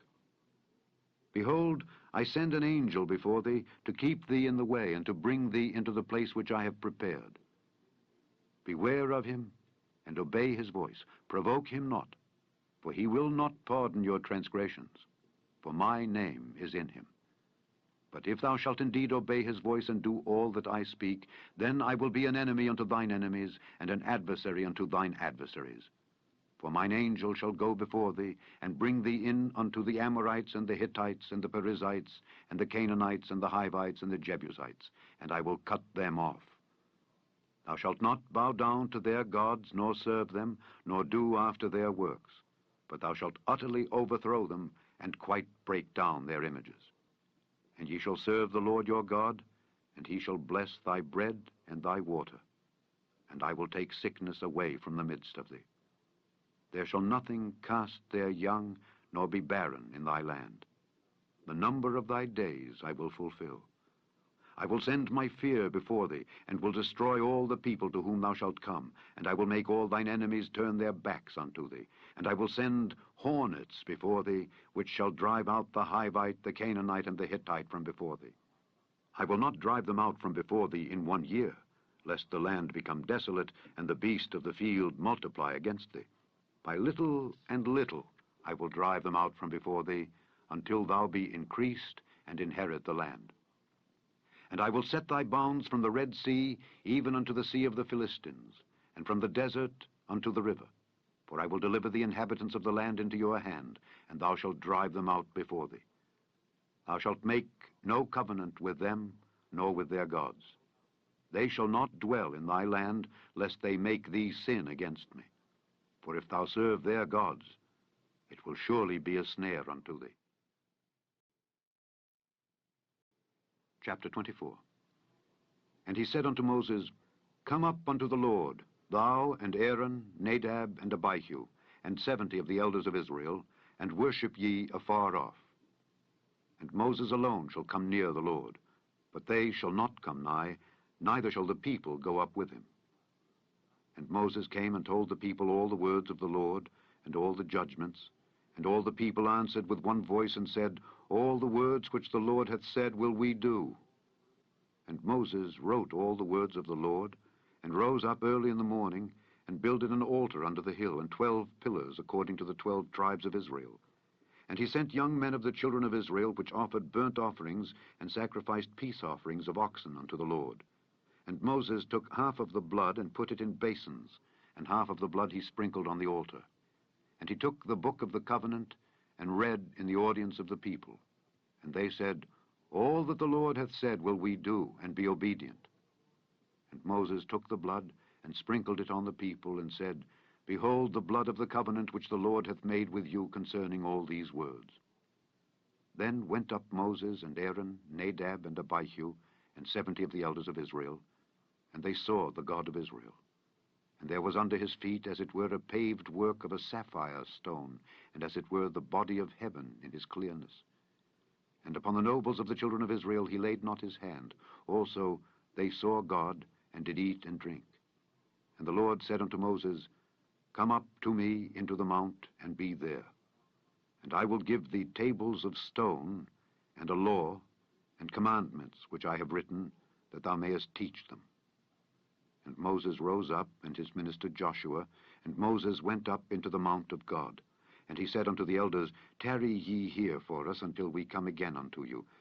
And behold, Aaron and Hur are with you. If any man have any matters to do, let him come unto them. And Moses went up into the mount, and a cloud covered the mount. And the glory of the Lord abode upon Mount Sinai, and the cloud covered it 6 days. And the 7th day he called unto Moses out of the midst of the cloud. And the sight of the glory of the Lord was like devouring fire on the top of the mount in the eyes of the children of Israel. And Moses went into the midst of the cloud, and gat him up into the mount, and Moses was in the mount 40 days and 40 nights. Chapter 25. And the Lord spake unto Moses, saying, Speak unto the children of Israel, that they bring me an offering. Of every man that giveth it willingly with his heart, ye shall take my offering. And this is the offering which ye shall take of them: gold, and silver, and brass, and blue, and purple, and scarlet, and fine linen, and goat's hair, and rams' skins dyed red, and badgers' skins, and shittim wood, oil for the light, spices for anointing oil, and for sweet incense, onyx stones, and stones to be set in the ephod and in the breastplate. And let them make me a sanctuary, that I may dwell among them. According to all that I show thee, after the pattern of the tabernacle and the pattern of all the instruments thereof, even so shall ye make it. And they shall make an ark of shittim wood. 2 cubits and a half shall be the length thereof, and 1 cubit and a half the breadth thereof, and 1 cubit and a half the height thereof. And thou shalt overlay it with pure gold. Within and without shalt thou overlay it, and shalt make upon it a crown of gold round about. And thou shalt cast 4 rings of gold for it, and put them in the 4 corners thereof. And 2 rings shall be in the one side of it, and 2 rings in the other side of it. And thou shalt make staves of shittim wood, and overlay them with gold. And thou shalt put the staves into the rings by the sides of the ark, that the ark may be borne with them. The staves shall be in the rings of the ark. They shall not be taken from it. And thou shalt put into the ark the testimony which I shall give thee. And thou shalt make a mercy seat of pure gold. 2 cubits and a half shall be the length thereof, and 1 cubit and a half the breadth thereof. And thou shalt make 2 cherubims of gold. Of beaten work shalt thou make them. in the two ends of the mercy seat, and make one cherub on the one end, and the other cherub on the other end. Even of the mercy seat shall ye make the cherubims on the two ends thereof. And the cherubims shall stretch forth their wings on high, covering the mercy seat with their wings, and their faces shall look one to another. Toward the mercy seat shall the faces of the cherubims be. And thou shalt put the mercy seat above upon the ark, and in the ark thou shalt put the testimony that I shall give thee. And there I will meet with thee, and I will commune with thee from above the mercy seat, from between the two cherubims which are upon the ark of the testimony, of all things which I will give thee in commandment unto the children of Israel. Thou shalt also make a table of shittim wood. 2 cubits shall be the length thereof, and 1 cubit the breadth thereof, and 1.5 cubits the height thereof. And thou shalt overlay it with pure gold, and make thereto a crown of gold round about. And thou shalt make unto it a border of an hand breadth round about, and thou shalt make a golden crown to the border thereof round about. And thou shalt make for it 4 rings of gold, and put the rings in the 4 corners that are on the 4 feet thereof. Over against the border shall the rings be for places of the staves to bear the table. And thou shalt make the staves of shittim wood, and overlay them with gold, that the table may be borne with them. And thou shalt make the dishes thereof, and spoons thereof, and covers thereof, and bowls thereof, to cover withal. Of pure gold shalt thou make them. And thou shalt set upon the table showbread before me alway. And thou shalt make a candlestick of pure gold. Of beaten work shall the candlestick be made. His shaft and his branches, his bowls, his knops, and his flowers shall be of the same. And 6 branches shall come out of the sides of it, 3 branches of the candlestick out of the one side, and 3 branches of the candlestick out of the other side. 3 bowls made like unto almonds, with a knop and a flower in one branch, and 3 bowls made like almonds in the other branch, with a knop and a flower, so in the 6 branches that come out of the candlestick. And in the candlestick shall be 4 bowls made like unto almonds, with their knops and their flowers. And there shall be a knop unto 2 branches of the same, and a knop unto 2 branches of the same, and a knop unto 2 branches of the same, according to the 6 branches that proceed out of the candlestick. Their knops and their branches shall be of the same. All it shall be one beaten work of pure gold. And thou shalt make the 7 lamps thereof, and they shall light the lamps thereof, that they may give light over against it. And the tongues thereof and the snuff dishes thereof shall be of pure gold. Of a talent of pure gold shall he make it, with all these vessels. And look that thou make them after their pattern, which was showed thee in the mount. Chapter 26. Moreover, thou shalt make the tabernacle with 10 curtains of fine twined linen, and blue, and purple, and scarlet. With cherubims of cunning work shalt thou make them. The length of one curtain shall be 28 cubits, and the breadth of one curtain 4 cubits. And every one of the curtains shall have one measure. The 5 curtains shall be coupled together one to another, and other 5 curtains shall be coupled one to another. And thou shalt make loops of blue upon the edge of the one curtain from the selvage in the coupling, and likewise shalt thou make in the uttermost edge of another curtain in the couplings of the second. 50 loops shalt thou make in the one curtain, and 50 loops shalt thou make in the edge of the curtain that is in the coupling of the second, that the loops may take hold one of another. And thou shalt make 50 taches of gold, and couple the curtains together with the taches, and it shall be one tabernacle. And thou shalt make curtains of goat's hair, to be a covering upon the tabernacle. 11 curtains shalt thou make. The length of one curtain shall be 30 cubits, and the breadth of one curtain 4 cubits, and the 11 curtains shall be all of one measure. And thou shalt couple 5 curtains by themselves, and 6 curtains by themselves, and shalt double the 6th curtain in the forefront of the tabernacle. And thou shalt make 50 loops on the edge of the one curtain that is outmost in the coupling, and 50 loops in the edge of the curtain which coupleth the second. And thou shalt make 50 taches of brass, and put the taches into the loops, and couple the tent together, that it may be one. And the remnant that remaineth of the curtains of the tent, the half curtain that remaineth, shall hang over the back side of the tabernacle. And 1 cubit on the one side, and 1 cubit on the other side of that which remaineth in the length of the curtains of the tent, it shall hang over the sides of the tabernacle, on this side and on that side, to cover it. And thou shalt make a covering for the tent of rams' skins dyed red, and a covering above of badgers' skins. And thou shalt make boards for the tabernacle of shittim wood, standing up. 10 cubits shall be the length of a board, and 1.5 cubits shall be the breadth of one board. 2 tenons shall there be in one board, set in order one against another. Thus shalt thou make for all the boards of the tabernacle. And thou shalt make the boards for the tabernacle 20 boards on the south side southward.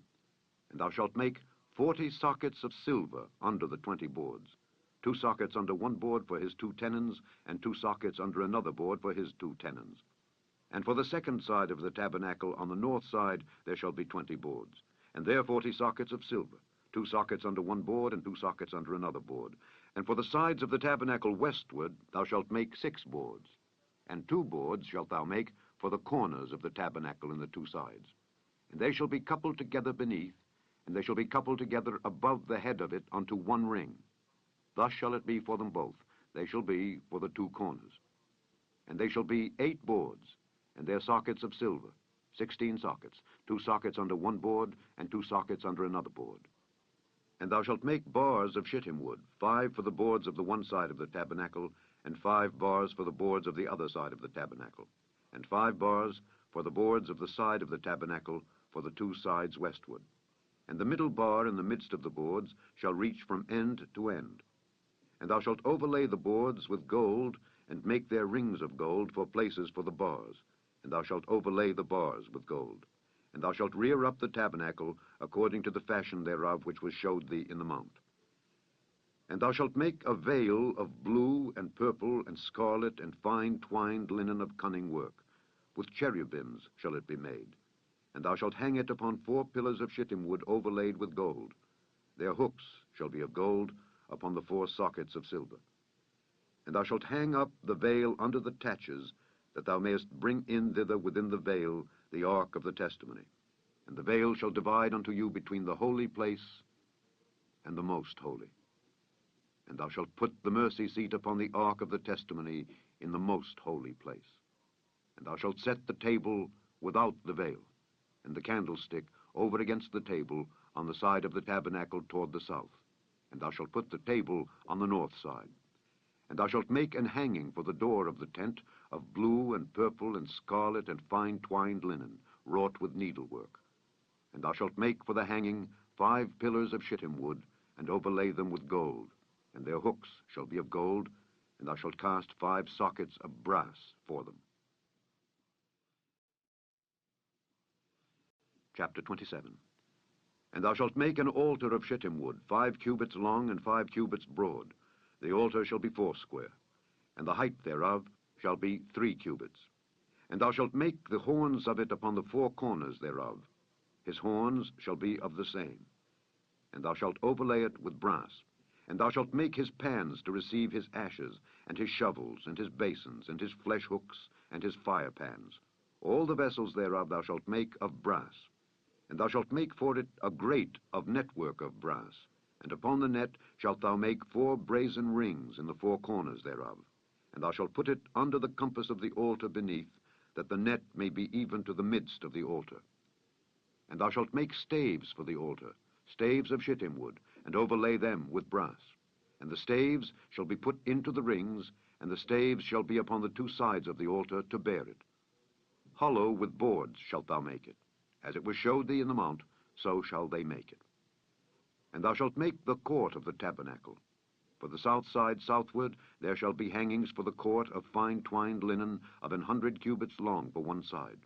And the 20 pillars thereof, and their 20 sockets, shall be of brass. The hooks of the pillars and their fillets shall be of silver. And likewise for the north side, in length there shall be hangings of 100 cubits long, and his 20 pillars and their 20 sockets of brass, the hooks of the pillars and their fillets of silver. And for the breadth of the court on the west side shall be hangings of 50 cubits, their pillars 10, and their sockets 10. And the breadth of the court on the east side eastward shall be 50 cubits. The hangings of one side of the gate shall be 15 cubits, their pillars 3, and their sockets 3. And on the other side shall be hangings 15 cubits, their pillars 3, and their sockets 3.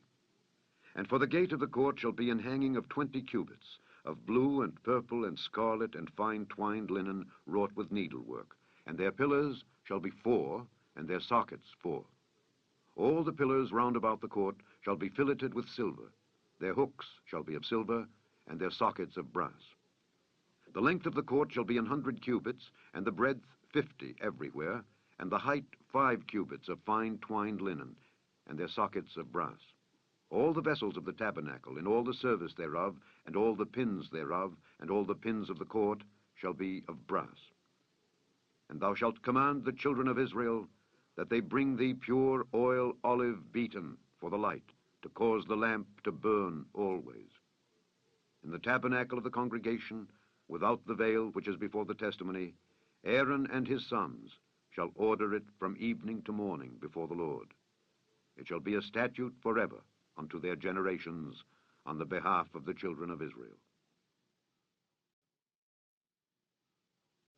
Chapter 28. And take thou unto thee Aaron thy brother and his sons with him from among the children of Israel, that he may minister unto me in the priest's office, even Aaron, Nadab, and Abihu, Eleazar, and Ithamar, Aaron's sons. And thou shalt make holy garments for Aaron thy brother, for glory and for beauty. And thou shalt speak unto all that are wise-hearted, whom I have filled with the spirit of wisdom, that they may make Aaron's garments to consecrate him, that he may minister unto me in the priest's office. And these are the garments which they shall make: a breastplate, and an ephod, and a robe, and a broidered coat, a mitre, and a girdle. And they shall make holy garments for Aaron thy brother and his sons, that he may minister unto me in the priest's office. And they shall take gold, and blue, and purple, and scarlet, and fine linen.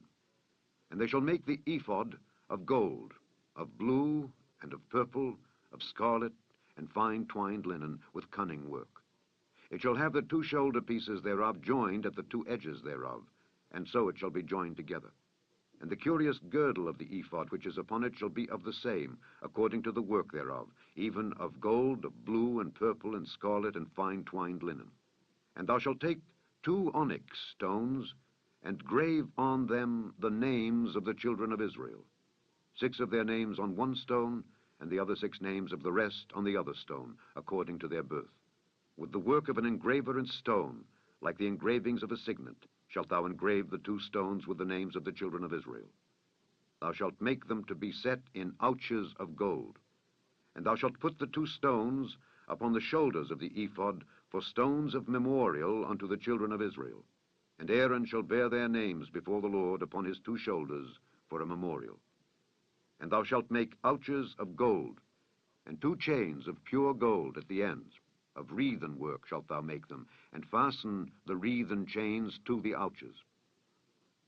And thou shalt make the breastplate of judgment with cunning work. After the work of the ephod thou shalt make it. Of gold, of blue, and of purple, and of scarlet, and of fine twined linen shalt thou make it. 4 square it shall be, being doubled. A span shall be the length thereof, and a span shall be the breadth thereof. And thou shalt set in it settings of stones, even 4 rows of stones. The first row shall be a sardius, a topaz, and a carbuncle. This shall be the first row. And the second row shall be an emerald, a sapphire, and a diamond. And the third row, a ligure, an agate, and an amethyst. And the 4th row, a beryl, and an onyx, and a jasper. They shall be set in gold in their enclosings. And the stones shall be with the names of the children of Israel, 12 according to their names, like the engravings of a signet. Every one with his name shall they be, according to the 12 tribes. And thou shalt make upon the breastplate chains at the ends of wreathen work of pure gold. And thou shalt make upon the breastplate 2 rings of gold, and shalt put the 2 rings on the 2 ends of the breastplate. And thou shalt put the 2 wreathen chains of gold in the 2 rings, which are on the ends of the breastplate. And the other 2 ends of the 2 wreathen chains thou shalt fasten in the 2 ouches, and put them on the shoulder pieces of the ephod before it. And thou shalt make 2 rings of gold, and thou shalt put them upon the 2 ends of the breastplate in the border thereof, which is in the side of the ephod inward. And 2 other rings of gold thou shalt make, and shalt put them on the 2 sides of the ephod underneath, toward the forepart thereof, over against the other coupling thereof, above the curious girdle of the ephod. And they shall bind the breastplate by the rings thereof unto the rings of the ephod, with a lace of blue, that it may be above the curious girdle of the ephod, and that the breastplate be not loosed from the ephod. And Aaron shall bear the names of the children of Israel in the breastplate of judgment upon his heart, when he goeth in unto the holy place, for a memorial before the Lord continually. And thou shalt put in the breastplate of judgment the Urim and the Thummim, and they shall be upon Aaron's heart when he goeth in before the Lord. And Aaron shall bear the judgment of the children of Israel upon his heart before the Lord continually. And thou shalt make the robe of the ephod all of blue, and there shall be an hole in the top of it in the midst thereof. It shall have a binding of woven work round about the whole of it, as it were the whole of an habergeon, that it be not rent. And beneath upon the hem of it thou shalt make pomegranates of blue, and of purple, and of scarlet, round about the hem thereof, and bells of gold between them round about, a golden bell and a pomegranate, a golden bell and a pomegranate, upon the hem of the robe round about. And it shall be upon Aaron to minister, and his sound shall be heard when he goeth in unto the holy place before the Lord, and when he cometh out, that he die not. And thou shalt make a plate of pure gold, and grave upon it, like the engravings of a signet, Holiness to the Lord. And thou shalt put it on a blue lace, that it may be upon the mitre, upon the forefront of the mitre it shall be. And it shall be upon Aaron's forehead, that Aaron may bear the iniquity of the holy things which the children of Israel shall hallow in all their holy gifts. And it shall be always upon his forehead, that they may be accepted before the Lord. And thou shalt embroider the coat of fine linen, and thou shalt make the mitre of fine linen, and thou shalt make the girdle of needlework. And for Aaron's sons thou shalt make coats, and thou shalt make for them girdles, and bonnets shalt thou make for them, for glory and for beauty. And thou shalt put them upon Aaron thy brother, and his sons with him, and shalt anoint them, and consecrate them, and sanctify them, that they may minister unto me in the priest's office. And thou shalt make them linen breeches to cover their nakedness. From the loins even unto the thighs they shall reach. And they shall be upon Aaron and upon his sons, when they come in unto the tabernacle of the congregation, or when they come near unto the altar to minister in the holy place, that they bear not iniquity and die. It shall be a statute forever unto him and his seed after him.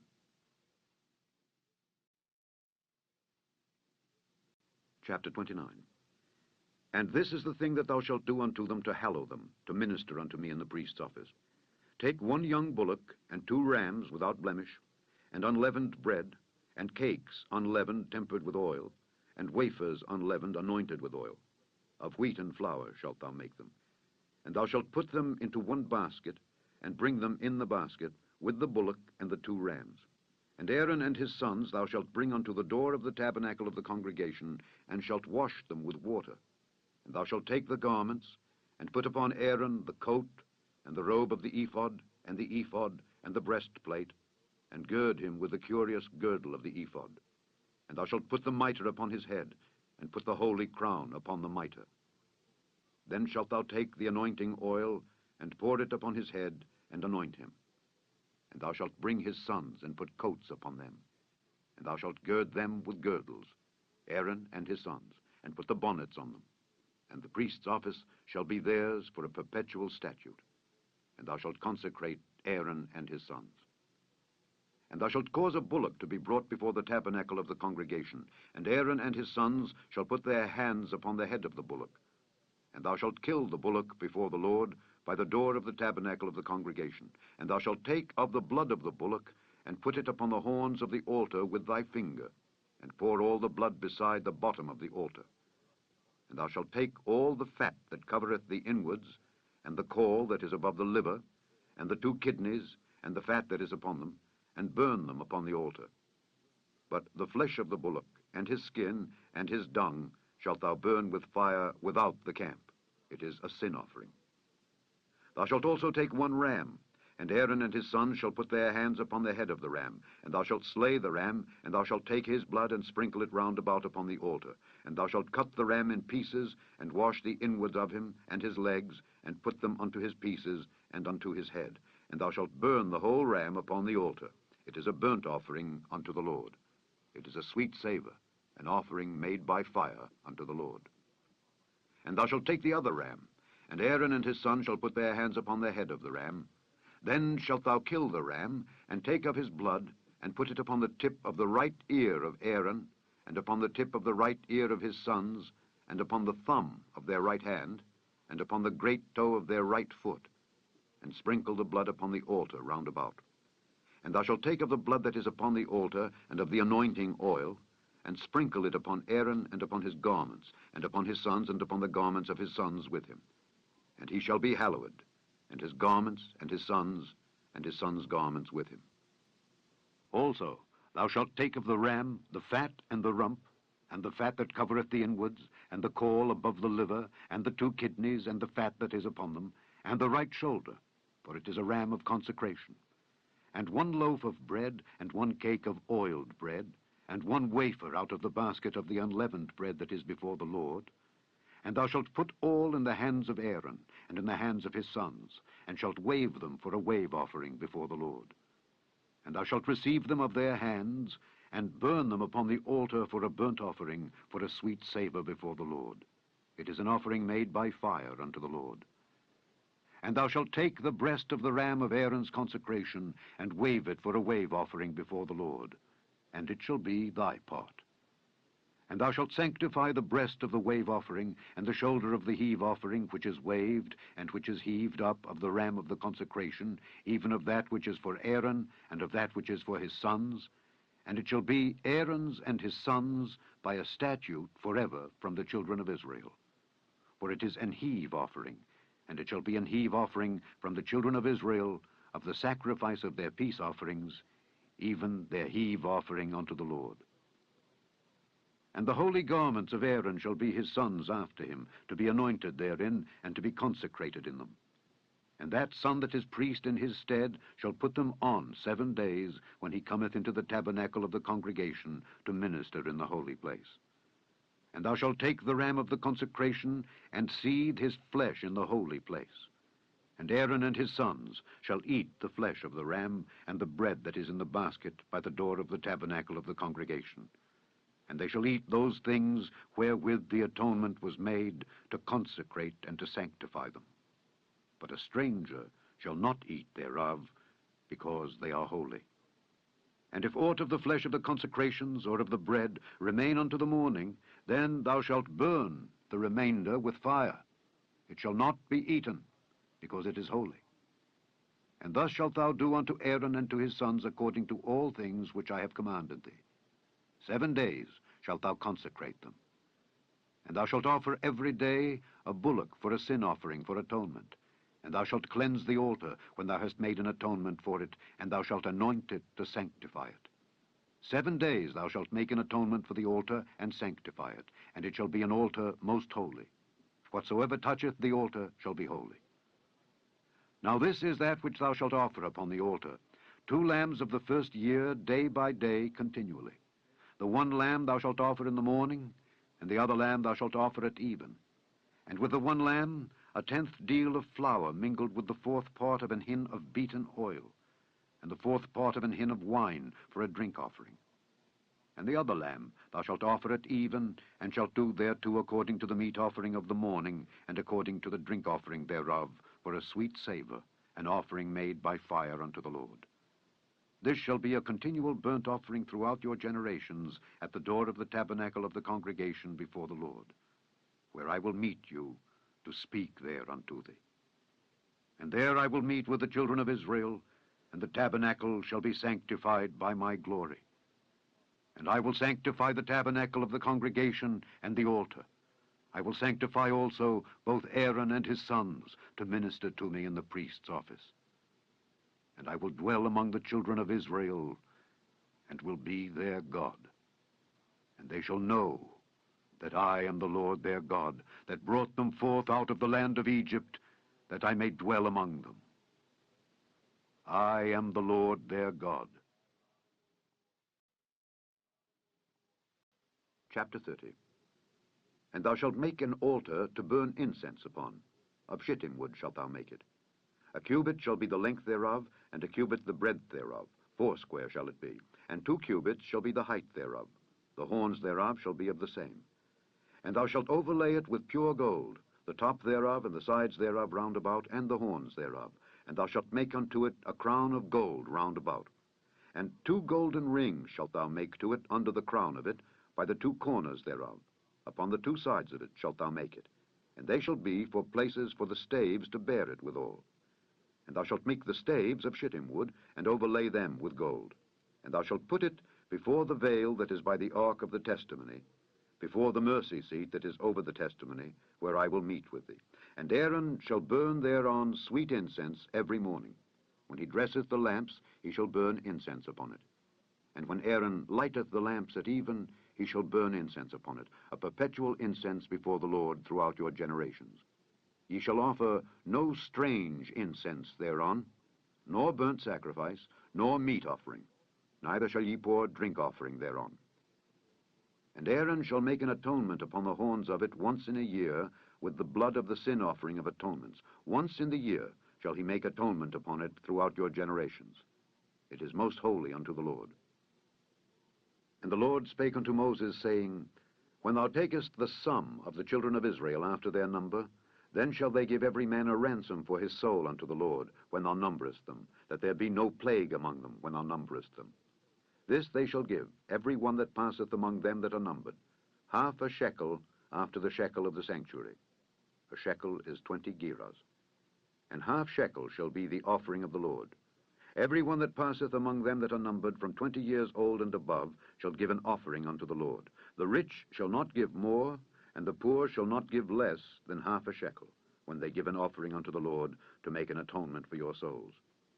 And thou shalt take the atonement money of the children of Israel, and shalt appoint it for the service of the tabernacle of the congregation, that it may be a memorial unto the children of Israel before the Lord, to make an atonement for your souls. And the Lord spake unto Moses, saying, Thou shalt also make a laver of brass, and his foot also of brass, to wash withal. And thou shalt put it between the tabernacle of the congregation and the altar, and thou shalt put water therein. For Aaron and his sons shall wash their hands and their feet thereat. When they go into the tabernacle of the congregation, they shall wash with water, that they die not. Or when they come near to the altar to minister, to burn offering made by fire unto the Lord, so they shall wash their hands and their feet, that they die not. And it shall be a statute forever to them, even to him and to his seed throughout their generations. Moreover the Lord spake unto Moses, saying, Take thou also unto thee principal spices, of pure myrrh 500 shekels, and of sweet cinnamon 1/2 so much, even 250 shekels, and of sweet calamus 250 shekels, and of cassia 500 shekels after the shekel of the sanctuary, and of oil olive and hin. And thou shalt make it an oil of holy ointment, an ointment compound after the art of the apothecary. It shall be an holy anointing oil. And thou shalt anoint the tabernacle of the congregation therewith, and the ark of the testimony, and the table and all his vessels, and the candlestick and his vessels, and the altar of incense, and the altar of burnt offering, with all his vessels, and the laver and his foot. And thou shalt sanctify them, that they may be most holy. Whatsoever toucheth them shall be holy. And thou shalt anoint Aaron and his sons, and consecrate them, that they may minister unto me in the priest's office. And thou shalt speak unto the children of Israel, saying, This shall be an holy anointing oil unto me throughout your generations. Upon man's flesh shall it not be poured, neither shall ye make any other like it after the composition of it. It is holy, and it shall be holy unto you. Whosoever compoundeth any like it, or whosoever putteth any of it upon a stranger, shall even be cut off from his people. And the Lord said unto Moses, Take unto these sweet spices, stacte, and onycha, and galbanum, these sweet spices with pure frankincense, of each shall there be a like weight. And thou shalt make it a perfume, a confection after the art of the apothecary, tempered together, pure and holy. And thou shalt beat some of it very small, and put of it before the testimony in the tabernacle of the congregation, where I will meet with thee. It shall be unto you most holy. And as for the perfume which thou shalt make, ye shall not make to yourselves according to the composition thereof. It shall be unto thee holy for the Lord. Whosoever shall make like unto that, to smell thereto, shall even be cut off from his people. Chapter 31. And the Lord spake unto Moses, saying, See, I have called by name Bezaleel the son of Uri, the son of Hur, of the tribe of Judah. And I have filled him with the Spirit of God, in wisdom and in understanding, and in knowledge, and in all manner of workmanship, to devise cunning works, to work in gold, and in silver, and in brass, and in cutting of stones, to set them, and in carving of timber, to work in all manner of workmanship. And I, behold, I have given with him Aholiab the son of Ahisamach, of the tribe of Dan. And in the hearts of all that are wise-hearted I have put wisdom, that they may make all that I have commanded thee. The tabernacle of the congregation, and the ark of the testimony, and the mercy seat that is thereupon, and all the furniture of the tabernacle, and the table and his furniture, and the pure candlestick with all his furniture, and the altar of incense, and the altar of burnt offering with all his furniture, and the laver and his foot, and the cloths of service, and the holy garments for Aaron the priest, and the garments of his sons, to minister in the priest's office, and the anointing oil, and sweet incense for the holy place. According to all that I have commanded thee shall they do.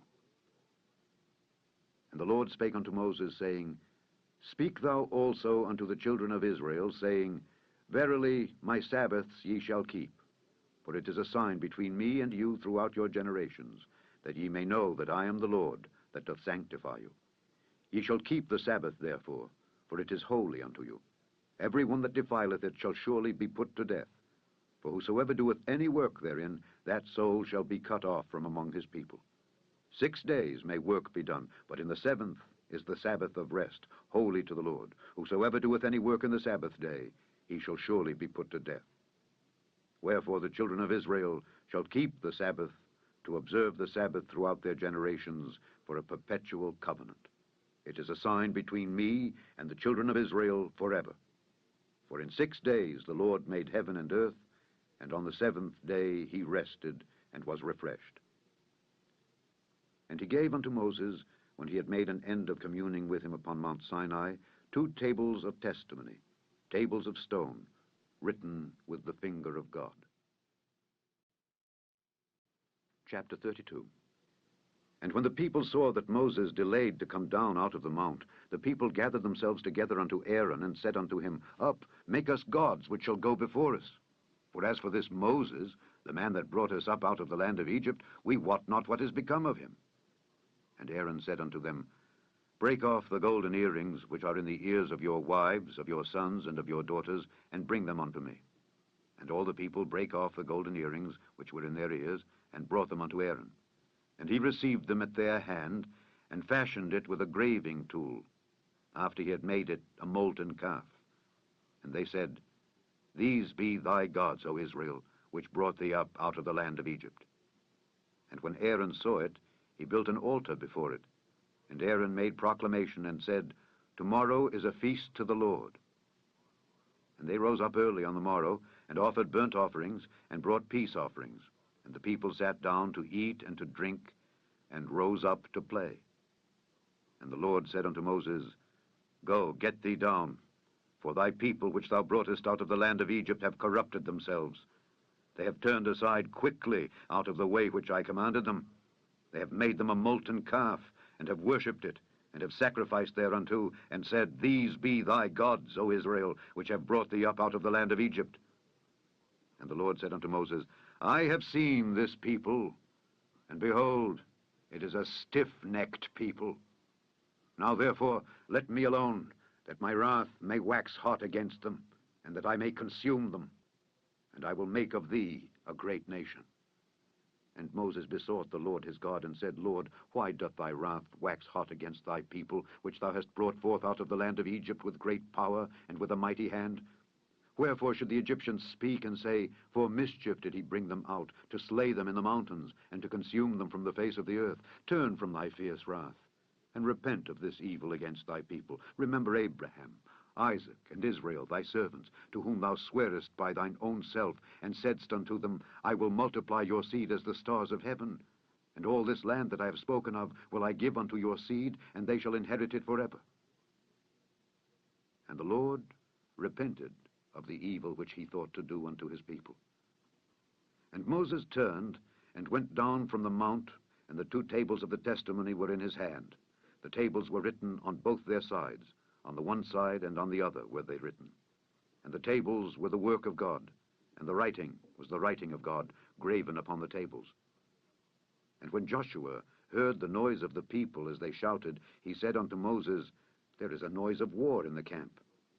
And he said, It is not the voice of them that shout for mastery, neither is it the voice of them that cry for being overcome, but the noise of them that sing do I hear. And it came to pass, as soon as he came nigh unto the camp, that he saw the calf and the dancing. And Moses' anger waxed hot, and he cast the tables out of his hands, and brake them beneath the mount. And he took the calf which they had made, and burnt it in the fire, and ground it to powder, and strawed it upon the water, and made the children of Israel drink of it. And Moses said unto Aaron, What did this people unto thee, that thou hast brought so great a sin upon them? And Aaron said, Let not the anger of my lord wax hot. Thou knowest the people, that they are set on mischief. For they said unto me, Make us gods which shall go before us. For as for this Moses, the man that brought us up out of the land of Egypt, we wot not what is become of him. And I said unto them, Whosoever hath any gold, let them break it off. So they gave it me. Then I cast it into the fire, and there came out this calf. And when Moses saw that the people were naked, for Aaron had made them naked unto their shame among their enemies, then Moses stood in the gate of the camp and said, Who is on the Lord's side? Let him come unto me. And all the sons of Levi gathered themselves together unto him. And he said unto them, Thus saith the Lord God of Israel, Put every man his sword by his side, and go in and out from gate to gate throughout the camp, and slay every man his brother, and every man his companion, and every man his neighbor. And the children of Levi did according to the word of Moses, and there fell of the people that day about 3,000 men. For Moses had said, Consecrate yourselves today to the Lord, even every man upon his son and upon his brother, that he may bestow upon you a blessing this day. And it came to pass on the morrow that Moses said unto the people, Ye have sinned a great sin, and now I will go up unto the Lord. Peradventure I shall make an atonement for your sin. And Moses returned unto the Lord and said, Oh, this people have sinned a great sin, and have made them gods of gold. Yet now, if thou wilt, forgive their sin. And if not, blot me, I pray thee, out of thy book which thou hast written. And the Lord said unto Moses, Whosoever hath sinned against me, him will I blot out of my book. Therefore now go, lead the people unto the place of which I have spoken unto thee. Behold, mine angel shall go before thee. Nevertheless, in the day when I visit, I will visit their sin upon them. And the Lord plagued the people, because they made the calf which Aaron made. Chapter 33. And the Lord said unto Moses, Depart and go up hence, thou and the people which thou hast brought up out of the land of Egypt, unto the land which I swear unto Abraham, to Isaac, and to Jacob, saying, Unto thy seed will I give it. And I will send an angel before thee, and I will drive out the Canaanite, the Amorite, and the Hittite, and the Perizzite, the Hivite, and the Jebusite, unto a land flowing with milk and honey. For I will not go up in the midst of thee, for thou art a stiff-necked people, lest I consume thee in the way. And when the people heard these evil tidings, they mourned, and no man did put on him his ornaments. For the Lord had said unto Moses, Say unto the children of Israel, Ye are a stiff-necked people. I will come up into the midst of thee in a moment, and consume thee. Therefore now put off thy ornaments from thee, that I may know what to do unto thee. And the children of Israel stripped themselves of their ornaments by the Mount Horeb. And Moses took the tabernacle, and pitched it without the camp, afar off from the camp, and called it the tabernacle of the congregation. And it came to pass that every one which sought the Lord went out unto the tabernacle of the congregation, which was without the camp. And it came to pass, when Moses went out unto the tabernacle, that all the people rose up, and stood every man at his tent door, and looked after Moses, until he was gone into the tabernacle. And it came to pass, as Moses entered into the tabernacle, the cloudy pillar descended, and stood at the door of the tabernacle, and the Lord talked with Moses. And all the people saw the cloudy pillar stand at the tabernacle door, and all the people rose up and worshipped, every man in his tent door. And the Lord spake unto Moses face to face, as a man speaketh unto his friend. And he turned again into the camp. But his servant Joshua, the son of Nun, a young man, departed not out of the tabernacle. And Moses said unto the Lord, See, thou sayest unto me, Bring up this people, and thou hast not let me know whom thou wilt send with me. Yet thou hast said, I know thee by name, and thou hast also found grace in my sight. Now therefore I pray thee, if I have found grace in thy sight, show me now thy way, that I may know thee, that I may find grace in thy sight, and consider that this nation is thy people. And he said, My presence shall go with thee, and I will give thee rest. And he said unto him, If thy presence go not with me, carry us not up hence. For wherein shall it be known here that I and thy people have found grace in thy sight? Is it not in that thou goest with us? So shall we be separated, I and thy people, from all the people that are upon the face of the earth. And the Lord said unto Moses, I will do this thing also that thou hast spoken, for thou hast found grace in my sight, and I know thee by name. And he said, I beseech thee, show me thy glory. And he said, I will make all my goodness pass before thee, and I will proclaim the name of the Lord before thee, and will be gracious to whom I will be gracious, and will show mercy on whom I will show mercy. And he said, Thou canst not see my face, for there shall no man see me and live. And the Lord said, Behold, there is a place by me, and thou shalt stand upon a rock. And it shall come to pass, while my glory passeth by, that I will put thee in a clift of the rock, and will cover thee with my hand while I pass by. And I will take away mine hand, and thou shalt see my back parts, but my face shall not be seen. Chapter 34. And the Lord said unto Moses, Hew thee 2 tables of stone like unto the first, and I will write upon these tables the words that were in the first tables, which thou breakest. And be ready in the morning, and come up in the morning unto Mount Sinai, and present thyself there to me, in the top of the mount. And no man shall come up with thee, neither let any man be seen throughout all the mount, neither let the flocks nor herds feed before that mount. And he hewed 2 tables of stone like unto the first. And Moses rose up early in the morning, and went up unto Mount Sinai, as the Lord had commanded him, and took in his hand the 2 tables of stone. And the Lord descended in the cloud, and stood with him there, and proclaimed the name of the Lord. And the Lord passed by before him, and proclaimed, the Lord God, merciful and gracious, long-suffering, and abundant in goodness and truth, keeping mercy for thousands, forgiving iniquity and transgression and sin, and that will by no means clear the guilty, visiting the iniquity of the fathers upon the children, and upon the children's children unto the 3rd and to the 4th generation. And Moses made haste, and bowed his head toward the earth, and worshipped. And he said, If now I have found grace in thy sight, O Lord, let my Lord, I pray thee, go among us, for it is a stiff-necked people, and pardon our iniquity and our sin, and take us for thine inheritance. And he said, Behold, I make a covenant. Before all thy people I will do marvels, such as have not been done in all the earth, nor in any nation. And all the people among which thou art shall see the work of the Lord, for it is a terrible thing that I will do with thee. Observe thou that which I command thee this day. Behold, I drive out before thee the Amorite, and the Canaanite, and the Hittite, and the Perizzite, and the Hivite, and the Jebusite. Take heed to thyself, lest thou make a covenant with the inhabitants of the land whither thou goest, lest it be for a snare in the midst of thee. But ye shall destroy their altars, break their images, and cut down their groves.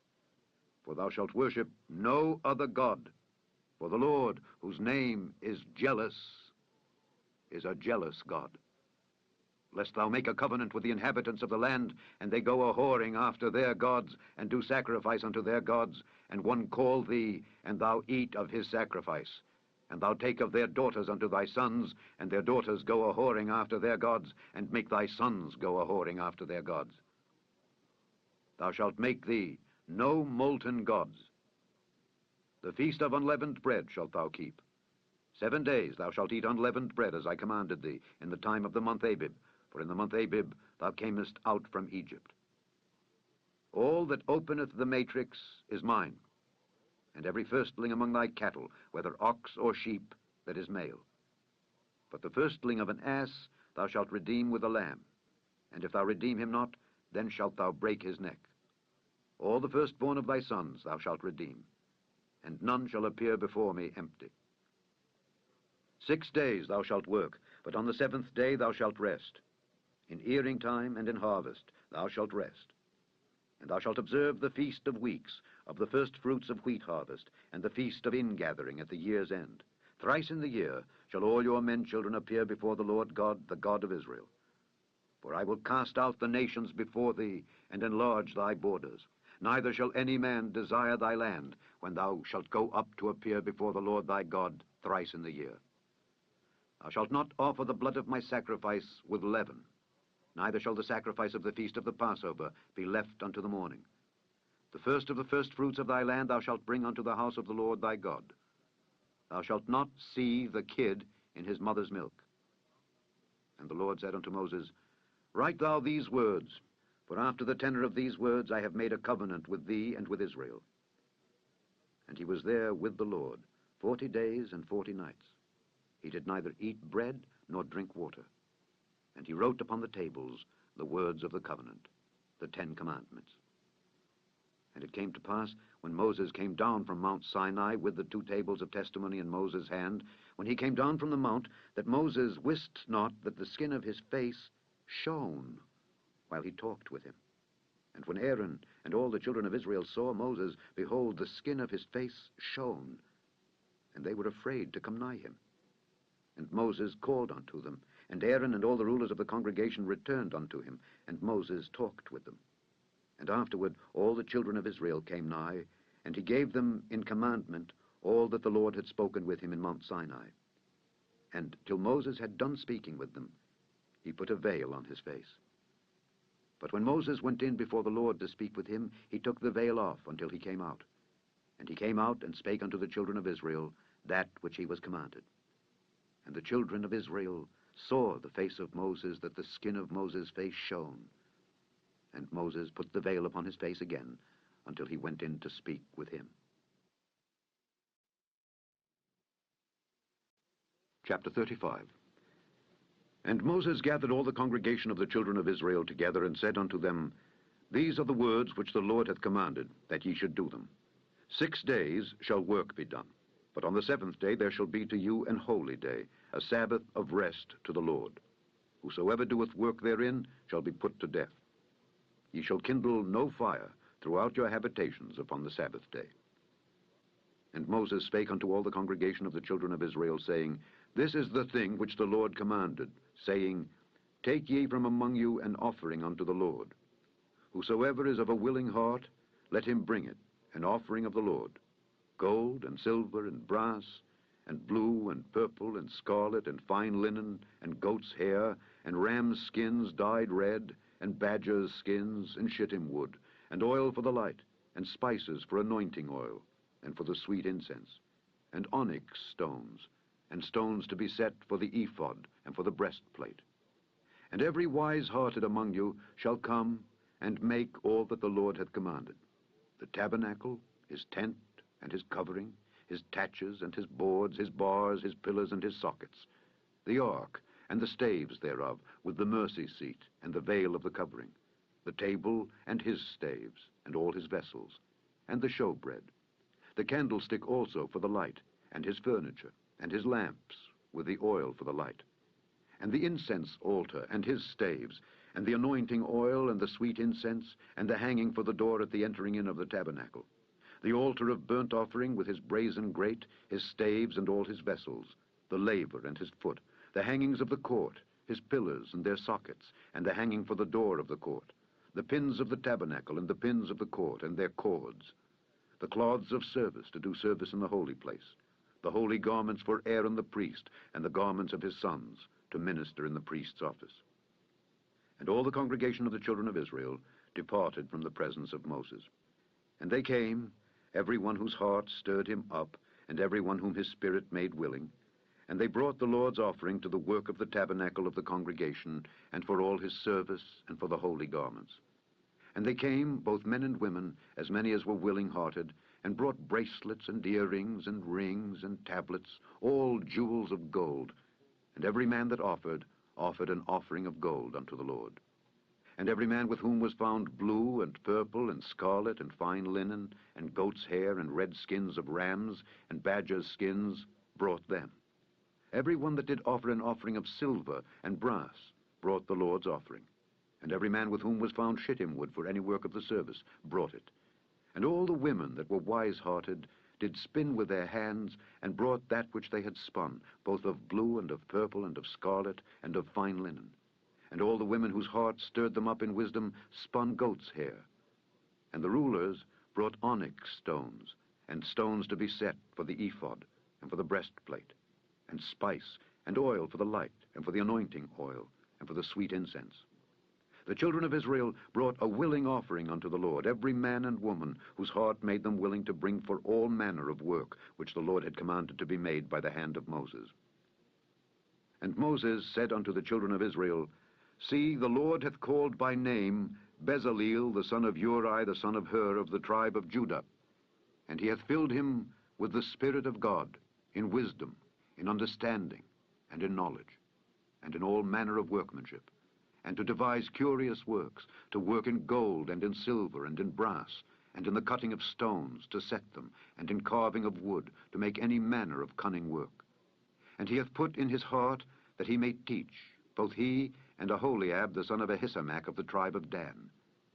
Them hath he filled with wisdom of heart, to work all manner of work of the engraver, and of the cunning workman, and of the embroiderer, in blue and in purple, in scarlet, and in fine linen, and of the weaver, even of them that do any work, and of those that devise cunning work.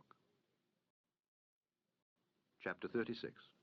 Then wrought Bezaleel and Aholiab, and every wise-hearted man, in whom the Lord put wisdom and understanding to know how to work all manner of work for the service of the sanctuary, according to all that the Lord had commanded. And Moses called Bezaleel and Aholiab, and every wise-hearted man, in whose heart the Lord had put wisdom, even every one whose heart stirred him up to come unto the work to do it. And they received of Moses all the offering which the children of Israel had brought for the work of the service of the sanctuary, to make it withal. And they brought yet unto him free offerings every morning.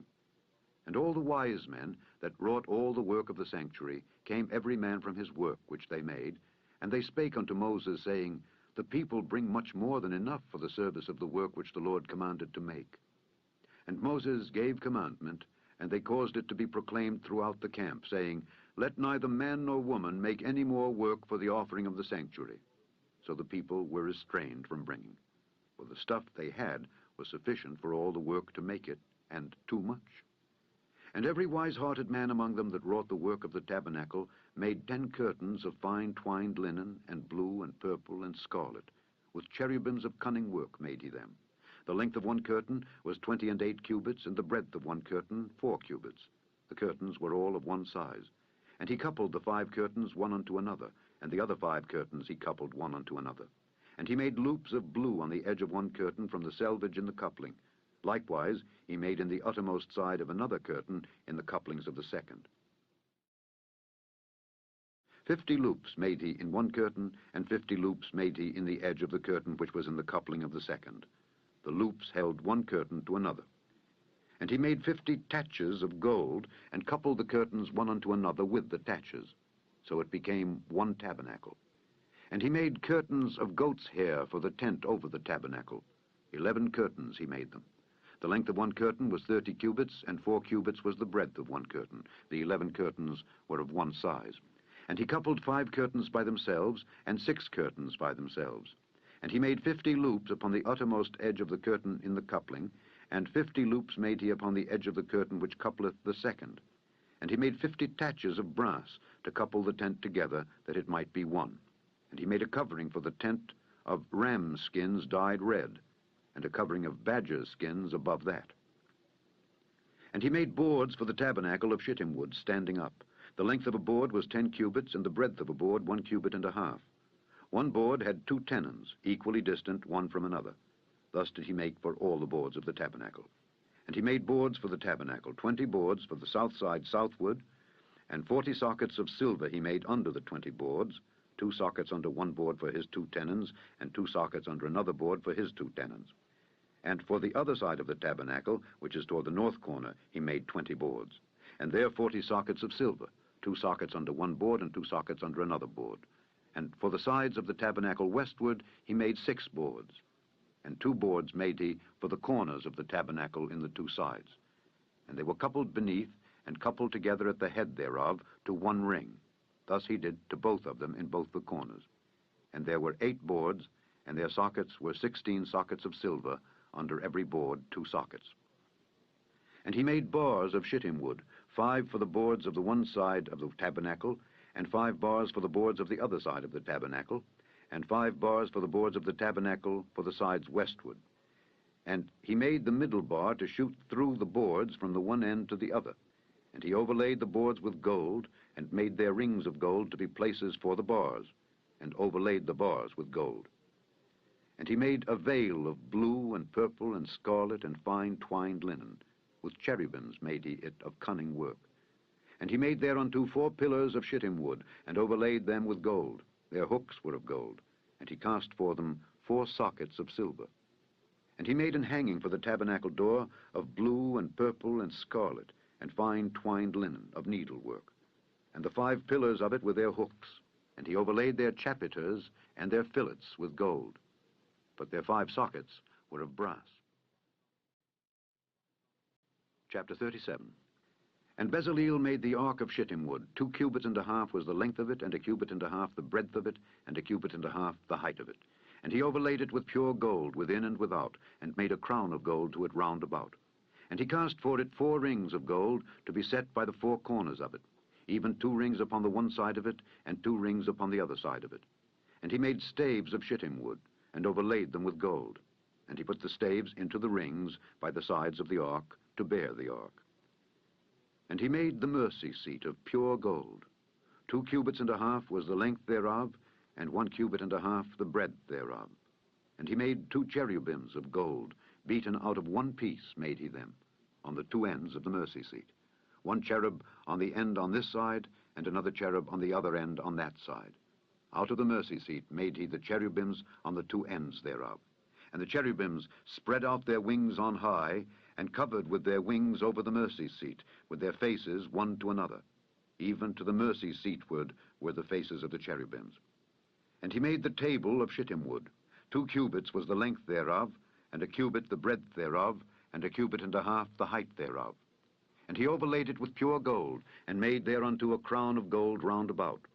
Also he made thereunto a border of an handbreadth round about, and made a crown of gold for the border thereof round about. And he cast for it 4 rings of gold, and put the rings upon the 4 corners that were in the 4 feet thereof. Over against the border were the rings, the places for the staves to bear the table. And he made the staves of shittim wood, and overlaid them with gold to bear the table. And he made the vessels which were upon the table, his dishes and his spoons and his bowls and his covers to cover withal, of pure gold. And he made the candlestick of pure gold. Of beaten work made he the candlestick. His shaft and his branch, his bowls, his knops, and his flowers were of the same. And 6 branches going out of the sides thereof, 3 branches of the candlestick out of the one side thereof, and 3 branches of the candlestick out of the other side thereof. 3 bowls made after the fashion of almonds in one branch, a knop and a flower, and 3 bowls made like almonds in another branch, a knop and a flower. So throughout the 6 branches going out of the candlestick. And in the candlestick were 4 bowls made like almonds, his knops and his flowers. And a knop under 2 branches of the same, and a knop under 2 branches of the same, and a knop under 2 branches of the same, according to the 6 branches going out of it. Their knops and their branches were of the same. All of it was one beaten work of pure gold. And he made his 7 lamps, and his snuffers, and his snuff dishes of pure gold. Of a talent of pure gold made he it, and all the vessels thereof. And he made the incense altar of shittim wood. The length of it was 1 cubit, and the breadth of it 1 cubit. It was 4 square, and 2 cubits was the height of it. The horns thereof were of the same. And he overlaid it with pure gold, both the top of it and the sides thereof round about, and the horns of it. Also he made unto it a crown of gold round about. And he made 2 rings of gold for it under the crown thereof, by the 2 corners of it, upon the 2 sides thereof, to be places for the staves to bear it withal. And he made the staves of shittim wood, and overlaid them with gold. And he made the holy anointing oil, and the pure incense of sweet spices, according to the work of the apothecary. Chapter 38. And he made the altar of burnt offering of shittim wood. 5 cubits was the length thereof, and 5 cubits the breadth thereof. It was 4 square, and 3 cubits the height thereof. And he made the horns thereof on the 4 corners of it. The horns thereof were of the same, and he overlaid it with brass. And he made all the vessels of the altar, the pots and the shovels and the basins and the flesh hooks and the fire pans. All the vessels thereof made he of brass. And he made for the altar a brazen grate of network unto the compass thereof beneath unto the midst of it. And he cast 4 rings for the 4 ends of the grate of brass to be places for the staves. And he made the staves of shittim wood, and overlaid them with brass. And he put the staves into the rings on the sides of the altar to bear it withal. He made the altar hollow with boards. And he made the laver of brass, and the foot of it of brass, of the looking glasses of the women assembling, which assembled at the door of the tabernacle of the congregation. And he made the court. On the south side southward the hangings of the court were of fine twined linen, 100 cubits. Their pillars were 20, and their brazen sockets 20. The hooks of the pillars and their fillets were of silver. And for the north side the hangings were 100 cubits. Their pillars were 20, and their sockets of brass 20. The hooks of the pillars and their fillets of silver. And for the west side were hangings of 50 cubits. Their pillars 10, and their sockets 10.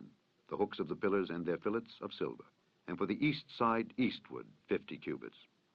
The hangings of the one side of the gate were 15 cubits. Their pillars 3, and their sockets 3. And for the other side of the court gate, on this hand and that hand, were hangings of 15 cubits. Their pillars 3, and their sockets 3. All the hangings of the court round about were of fine twined linen. And the sockets for the pillars were of brass, the hooks of the pillars and their fillets of silver, and the overlaying of their chapiters of silver. And all the pillars of the court were filleted with silver. And the hanging for the gate of the court was needlework of blue and purple and scarlet and fine twined linen. And 20 cubits was the length, and the height in the breadth was 5 cubits, answerable to the hangings of the court. And their pillars were 4, and their sockets of brass 4, their hooks of silver, and the overlaying of their chapiters and their fillets of silver. And all the pins of the tabernacle and of the court round about were of brass. This is the sum of the tabernacle, even of the tabernacle of testimony, as it was counted, according to the commandment of Moses, for the service of the Levites, by the hand of Ithamar, son to Aaron the priest. And Bezaleel the son of Uri, the son of Hur of the tribe of Judah, made all that the Lord commanded Moses. And with him was Aholiab, son of Ahisamach, of the tribe of Dan, an engraver and a cunning workman, and an embroiderer in blue and in purple and in scarlet and fine linen. All the gold that was occupied for the work and all the work of the holy place, even the gold of the offering, was 29 talents and 730 shekels after the shekel of the sanctuary.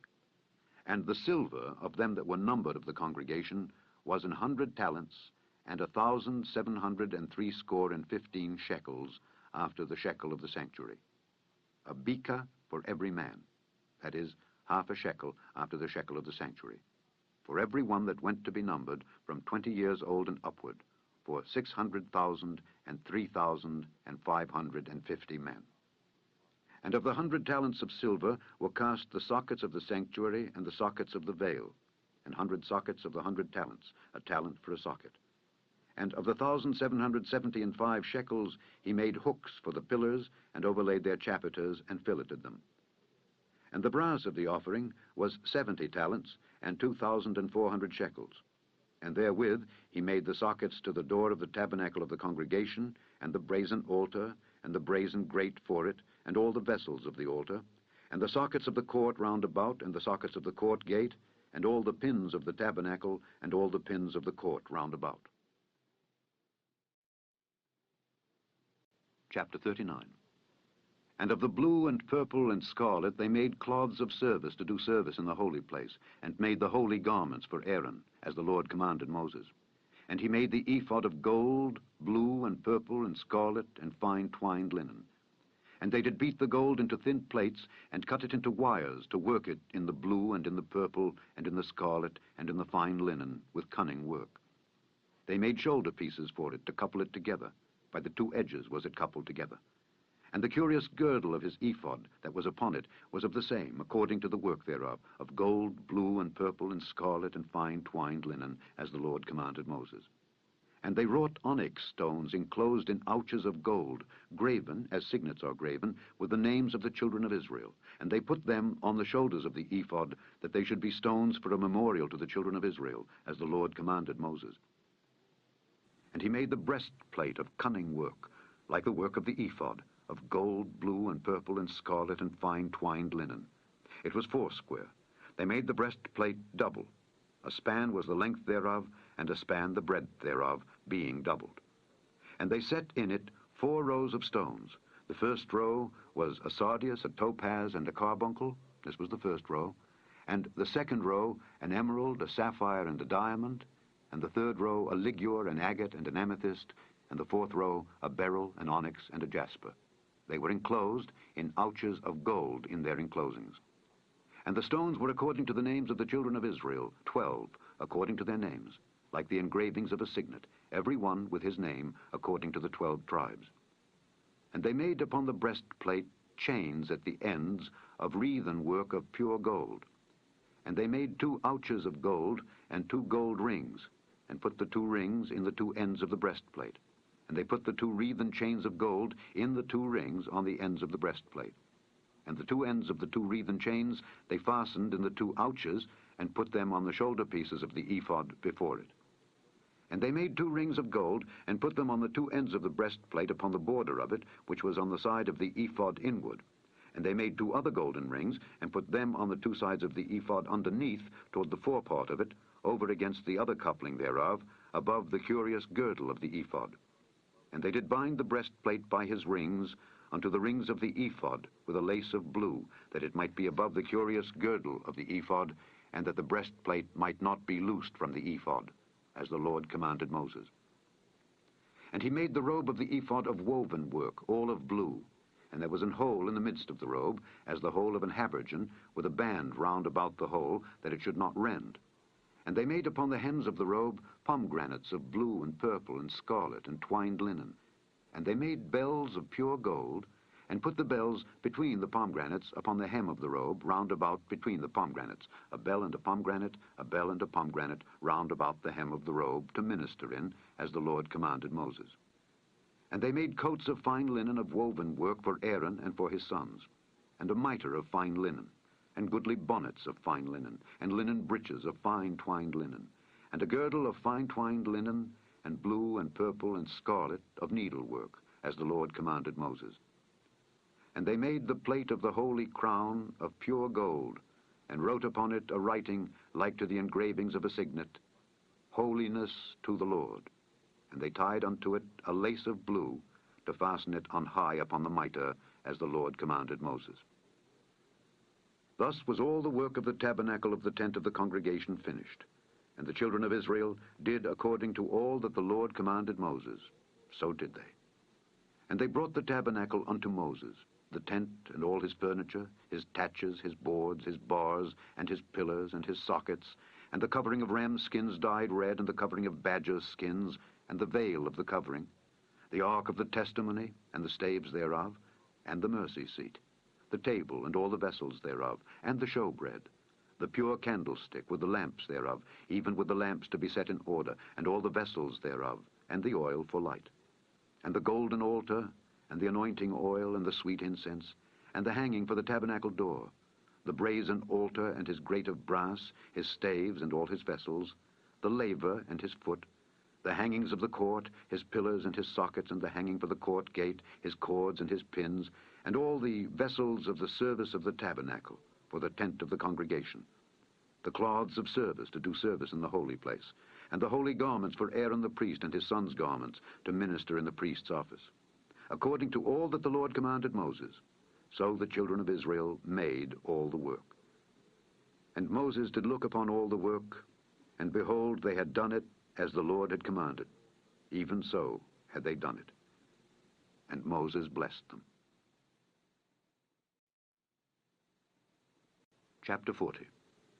And the Lord spake unto Moses, saying, On the first day of the first month shalt thou set up the tabernacle of the tent of the congregation. And thou shalt put therein the ark of the testimony, and cover the ark with the veil. And thou shalt bring in the table, and set in order the things that are to be set in order upon it. And thou shalt bring in the candlestick, and light the lamps thereof. And thou shalt set the altar of gold for the incense before the ark of the testimony, and put the hanging of the door to the tabernacle. And thou shalt set the altar of the burnt offering before the door of the tabernacle of the tent of the congregation. And thou shalt set the laver between the tent of the congregation and the altar, and shalt put water therein. And thou shalt set up the court round about, and hang up the hanging at the court gate.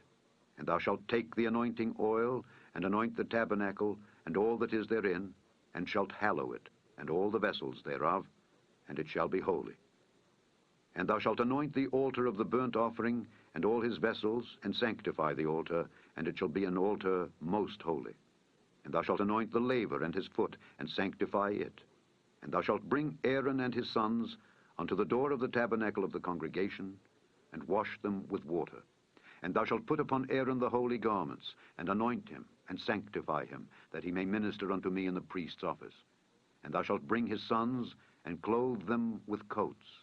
And thou shalt anoint them, as thou didst anoint their father, that they may minister unto me in the priest's office. For their anointing shall surely be an everlasting priesthood throughout their generations.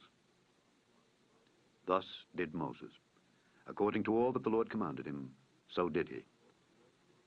And it came to pass in the first month, in the second year, on the first day of the month, that the tabernacle was reared up. And Moses reared up the tabernacle, and fastened his sockets, and set up the boards thereof, and put in the bars thereof, and reared up his pillars. And he spread abroad the tent over the tabernacle, and put the covering of the tent above upon it, as the Lord commanded Moses. And he took and put the testimony into the ark, and set the staves on the ark, and put the mercy seat above upon the ark. And he brought the ark into the tabernacle, and set up the veil of the covering, and covered the ark of the testimony, as the Lord commanded Moses. And he put the table in the tent of the congregation upon the side of the tabernacle northward, without the veil. And he set the bread in order upon it before the Lord, as the Lord had commanded Moses. And he put the candlestick in the tent of the congregation over against the table on the side of the tabernacle southward. And he lighted the lamps before the Lord, as the Lord commanded Moses. And he put the golden altar in the tent of the congregation before the veil. And he burnt sweet incense thereon, as the Lord commanded Moses. And he set up the hanging at the door of the tabernacle. And he put the altar of burnt offering by the door of the tabernacle of the tent of the congregation, and offered upon it the burnt offering and the meat offering, as the Lord commanded Moses. And he set the laver between the tent of the congregation and the altar, and put water there to wash withal. And Moses and Aaron and his sons washed their hands and their feet thereat. When they went into the tent of the congregation, and when they came near unto the altar, they washed, as the Lord commanded Moses. And he reared up the court round about the tabernacle and the altar, and set up the hanging of the court gate. So Moses finished the work. Then a cloud covered the tent of the congregation, and the glory of the Lord filled the tabernacle. And Moses was not able to enter into the tent of the congregation, because the cloud abode thereon, and the glory of the Lord filled the tabernacle. And when the cloud was taken up from over the tabernacle, the children of Israel went onward in all their journeys. But if the cloud were not taken up, then they journeyed not till the day that it was taken up. For the cloud of the Lord was upon the tabernacle by day, and fire was on it by night, in the sight of all the house of Israel, throughout all their journeys. The end of the second book of Moses, called Exodus.